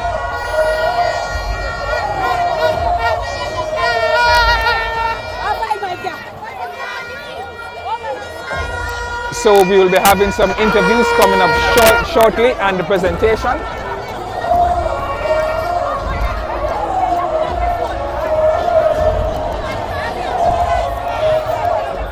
So jubilation for Duanvale Football Club and despair for Salt Marsh United. Certainly the salt is all over Salt Marsh.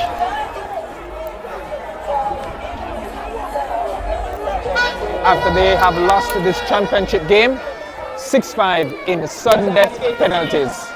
Well done to both teams.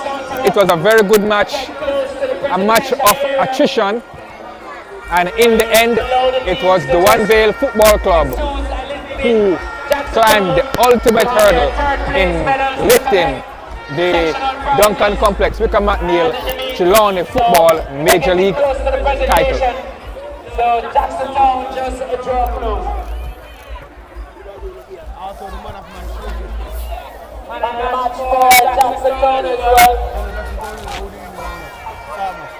Who was driving the match? National.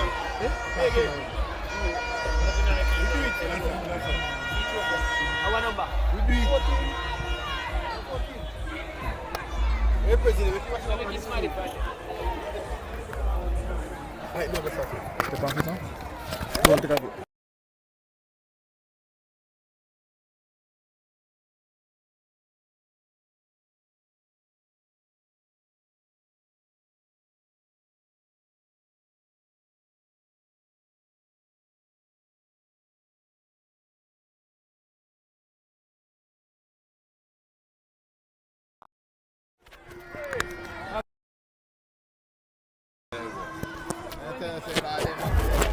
None of them know I'm going to pick it, so none of them are doing left left.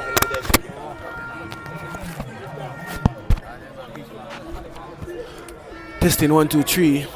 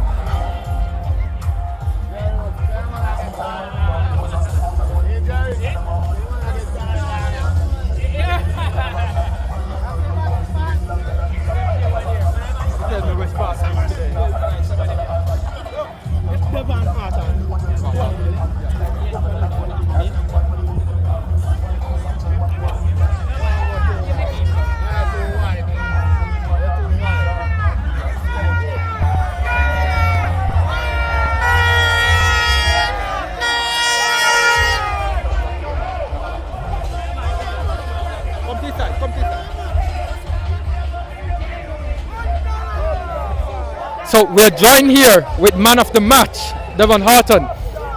Good performance from you in that penalty shootout. First, before you say anything, I'd like to present you with the man of the match award, Devon.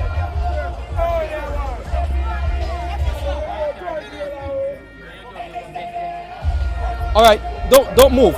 I really have to ask you about that penalty shootout. Brilliant performance from you. What was the feeling like, and what was going through your mind while you were in that penalty shootout? You know, penalty shootout is anyone's game, you know. The better team win, the better keeper win. It was pressuring, but I held my composure, stay focused.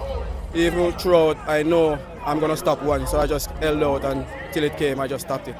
Yeah, and I saw the way your team celebrated. They were very elated after you making that save and getting your team back into it. At one point they ran out there thinking you guys had already won it, but you guys stuck to it, and your player come up chumps for you. You guys must be proud of the entire season that you guys had. Yes, we are very proud. We had a great season. You know, and I'm a more senior player, so you know we have some youngsters, so I have to teach the youngsters to write and bring them in my footsteps. You know that never give up and always believe. All right, good. I look forward to seeing you guys in the tier 2 and see how you guys will perform. Yes, most definitely. We are going back to the drawing board because you know tier 2 is much a bigger competition, so we have to step up to the pace. Go back to training and do the right. All right, all the best. Thanks. All right, there we had the goalkeeper who was excellent, and now we'll be joined by coach. And here we have coach joining us on set. First, coach, just introduce yourself for the viewers. My name is Willis Brown from Duncan. Yeah, and coach, very exciting maybe to see the way you guys played and coming out on top. First, tell me about the performance of your team here, and then tell me about the performance of the team throughout the season. Okay, all right, for the final, the performance was on and off, which I expected because you know the nature of the game. It's different from a regular league match. Yeah, but I must congratulate them at the end that we came out the victor.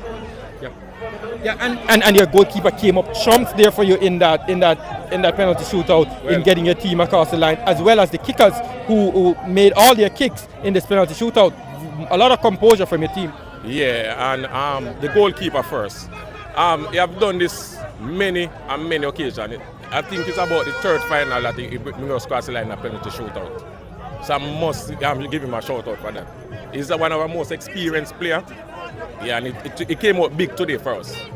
Yeah, so good to see that and show up the entire season. Just speak to me about the entire season and how your team performed throughout this competition. For the entire season, well, you know, it's my first year back with the team. I was with them before. For this season, we at the start of the season, our plan was to win the Trelawny Major League. We have ups and downs, but throughout the season, we have some good performances. We played well, and as you can see, we reached the final because of the performances.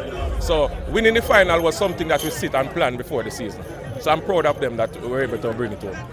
Yeah, and lastly, I must ask you about going to the tier 2 now, because it's not job done for you. I know you'll celebrate tonight, but then you have the tier 2 to prepare for. How will you go and recover and prepare for that in the coming weeks? Well, as a champion for Trelawny, we know we want to go and represent Trelawny well.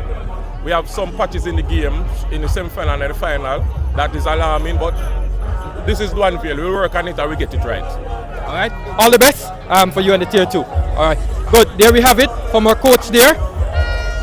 And we are joined, I think we are joined now by the South Marsh coach. Losing coach, I know it's a little bit disappointing, coach, but first speak to me about your team's performance throughout this competition. Well, I think the guys did very well throughout the competition. More so, they did well in the second half of this game. We were kind of under it in the first half. They came back, they stuck to the task and they got the equalizer. Unfortunately, we lost on a penalty. Well, anybody can win a penalty shootout, so. But it's clear to see that the better team did not win today, but congrats to Duanvale. Yeah, you guys created a lot of opportunities, did not take them. Unfortunate, but you had a lot to be proud of and a lot to build on for next season. I guess you'll be maybe looking to go back to the drawing board and look to come back stronger even next year. Yes, regardless of the way the game went, I'm very proud of the guys. As you said, we got a lot of chances, we just did not capitalize. And we spoke about this in the interview last week. Say it's been haunting us all season. Yeah, we're getting a lot of chances and not scoring, and in the end, that's what cost us the game today. Yeah. All the best though for next season. So, good coach. Thank you. All right. There you have it. We had spoke to the losing coach. Didn't go to plan, but we also will be looking to have the presentation of the trophy to the teams. So stay tuned. Stay tuned. The teams will come forward.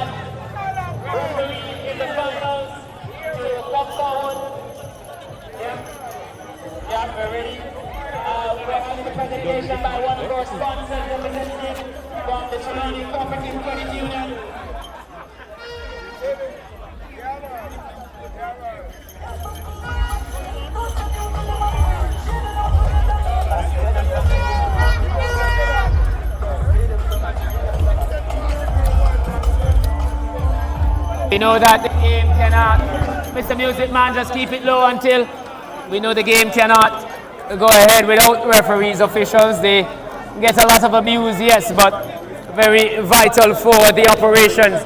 So all four referees giving their memorabilia for this second Trelawny Football Association Major League final to be held at the Trelawny Multipurpose Stadium, the mecca of sports in the parish of Trelawny. So wonderful. Thank you very much, officials. That was great. So we're looking at the third place. Third place one? Are you on the third place? Yeah, so what we're going to do now is to have our third place team, which is Jackson Town. They were in the finals last year, fell short this year. But if it's anything to go by, Duanvale, which won it this year, was third last year, and they've won it this year. So Jackson Town, our third place team in the 2025 Duncan's Complex Wykeham McNiell Trelawny Major League, and their medals will be presented to the manager by the sponsor that was on their shirt, Farmer Chicken, CEO Christopher Jackson, making the presentation to Jackson Town. And so right now we represent Jackson Town Farmer, that's where we're from, but it's no support planet is on. So there we have it. Yeah, Jackson Town is big. If they had won it, that dub plate would ring out even more. Well, we're going to go into our sectional prizes because there were standout performances throughout this competition. And let's start with the team that we figured were on the best behavior during this competition, as we feel it's always important for fair play, and that goes to Kinloss FC, winning the fair play representative from Kinloss. They only amassed throughout the competition, so yes, they get their awards for that. They played it in the spirit of the game. That's Kinloss returning to the Major League this year after missing last year, and they walk away with the fair play. Now, for the individual awards on the field. Now, we have the man of the match, Hawthorne, and he will return as well because he's the winner of the Golden Glove. Golden Glove award to the man of the match for the finals.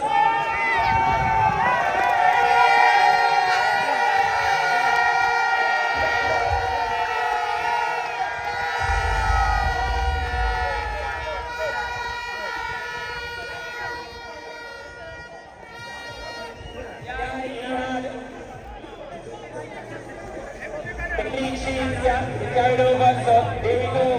Hawthorne. No! He needs something alone. We're talking about who's scoring all the goals. And this is 9 goals this season. And it goes to... Okay, no!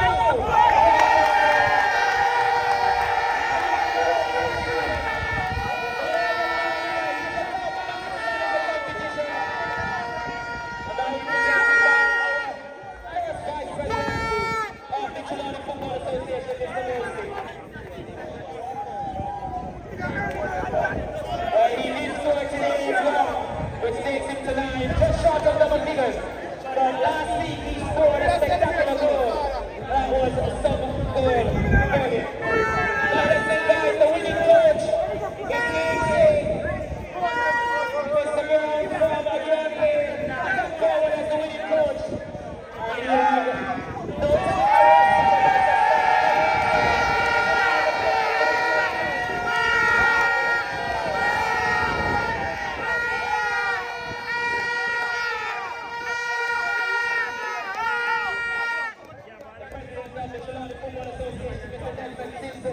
Making the presentation.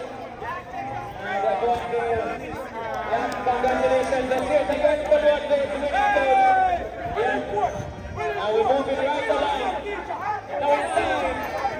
In order to have a winner, we certainly need to have some worthy losers. And South Marsh today really made a finals of it. They went all the way to penalty. And they showed lots of fight in coming back in this one to push it to penalties, having gone a goal behind. We invite the South team to step forward for their medals. They were worthy finalists today, really made a lot of it, and if this team stays together, we suspect they'll be pushing for it again come next season. So South come forward.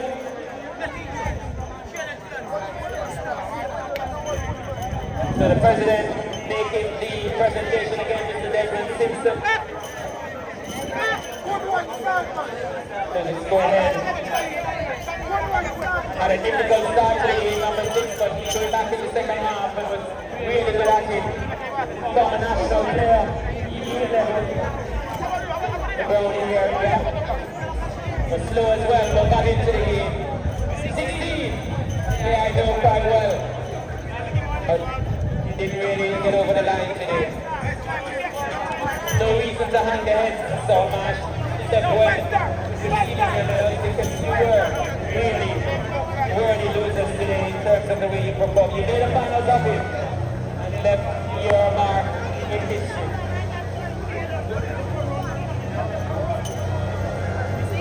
They started the season very well. It was leading the table for a long period. But this season just quickly. The regular season they lost 3-1 away to Duanvale. Today they didn't lose in regular time. Took it all the way to penalties, and we know when he gets the penalty, it's anybody's game. Old trying his luck on the football team. Didn't do badly today as well.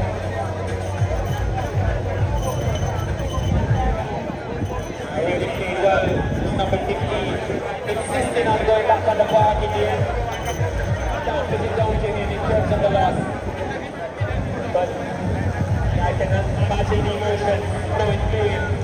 But he's mentally tough. He'll come again.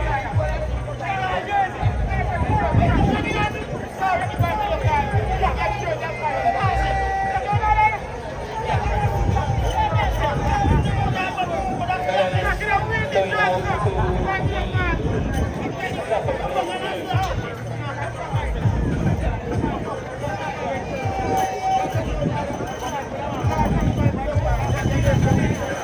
Coach coming up again.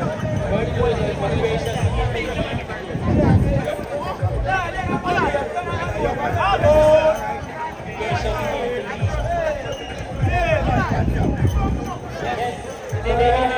Let's hear it for South Marsh because they really did well today. Really did well before we get the winning team coming forward. Let me just give a shout out to our sponsors. Balma Chicken, our associate sponsors. Lead towards Ultimate Travel. Orion, which is Time Supermarket. Pioneer Hardware. Fatherhood. Equalizing, Answer Save. Medicare Pharmacy. Limitless Printing and Design. Trelawny Cooperative Credit Union. Iron Spiritual Funeral Home. Sports Bar. Advantage Auto. And our title sponsor. Duncan Software. And Entertainment. Dedicated. And Uber Bandy. That's it for our sponsors. They really made it an historic season for the first time ever. Teams were given jerseys and balls and equipment. It was really a special season. And those are the companies that made it possible. Let's find the winning team.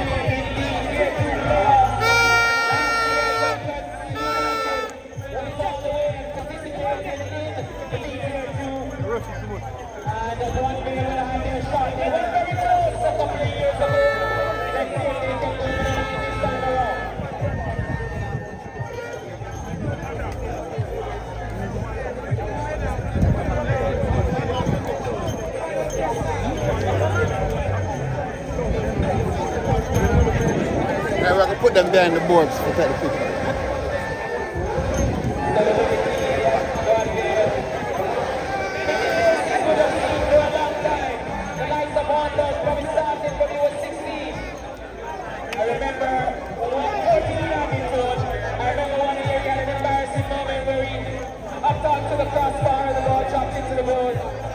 But he's a very experienced player, which have gone to leagues like Wykeham and others. And he was a pick for them today. That's also another stalwart in it. The man himself, the sharp shooter, the golden bull ring. The management and all looking to receive their medals.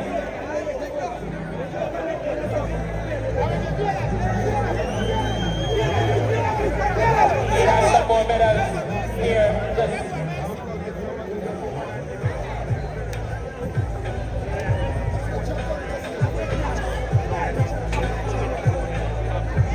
yeah, more medals for the coach and manager. So we deserve to get their medals.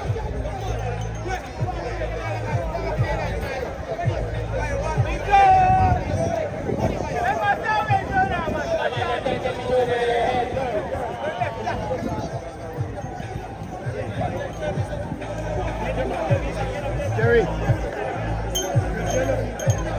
We're going to ask the Duncan team just to get behind the billboard. That's where you receive the winning trophy. Just get the billboard. Behind these two billboards here.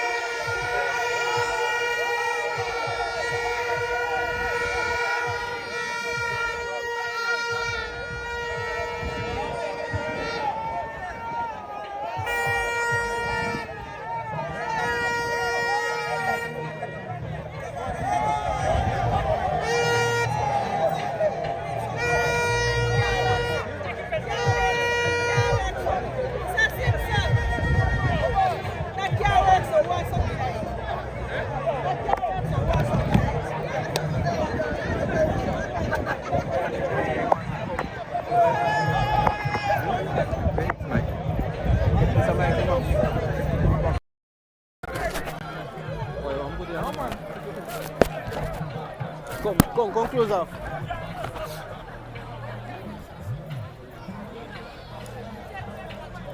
right, Mr. Music Man, you can take it away. Thank you very much for your patience. And we'll do it again all over in 2026. Okay, so Duanvale Football Club, they are the champions of the Duncan's Complex Wykeham McNiell Trelawny Football Major League as they defeated Marsh United by 6-5 in sudden death penalties. So Shane Brown, he opened the scoring for Duanvale Football Club in the 13th minute of the first half, and then in the second half Kewana Harvey responded in the 64th minute to make it 1-1 in the final, and after 90 minutes it was still 1-1. Then it went down straight to penalty kicks, where both Marsh United and Duanvale United scored their first 5 penalty kicks. Then in sudden death penalty kicks, Kewana Harvey, who equalized for Marsh in the regular 90 minutes, his penalty kick was saved by Devon Hawthorne, who eventually won the goalkeeper award. He won the Golden Glove for the competition. His penalty was saved, and then it was down to Orlando Gray, the number 17 for Duanvale, to score the winning goal to get Duanvale Football Club over the final hurdle, which he did as he scored to make it 6-5 in sudden death penalties to give Duanvale Football Club the win. And when he scored, it was a frenzy here at the Trelawny Multipurpose Stadium, as their supporters, the Duanvale supporters, were in rapturous applause. And in the final analysis, it was an even match from the first minute down to the second minute. They matched each other stride for stride, blow for blow, but Duanvale just had that little extra momentum. They were tenacious generally throughout the match, and in the end, Duanvale Football Club, they are champions of the Wykeham McNiell Trelawny Football Major League competition, defeating Marsh 6-5 on penalties.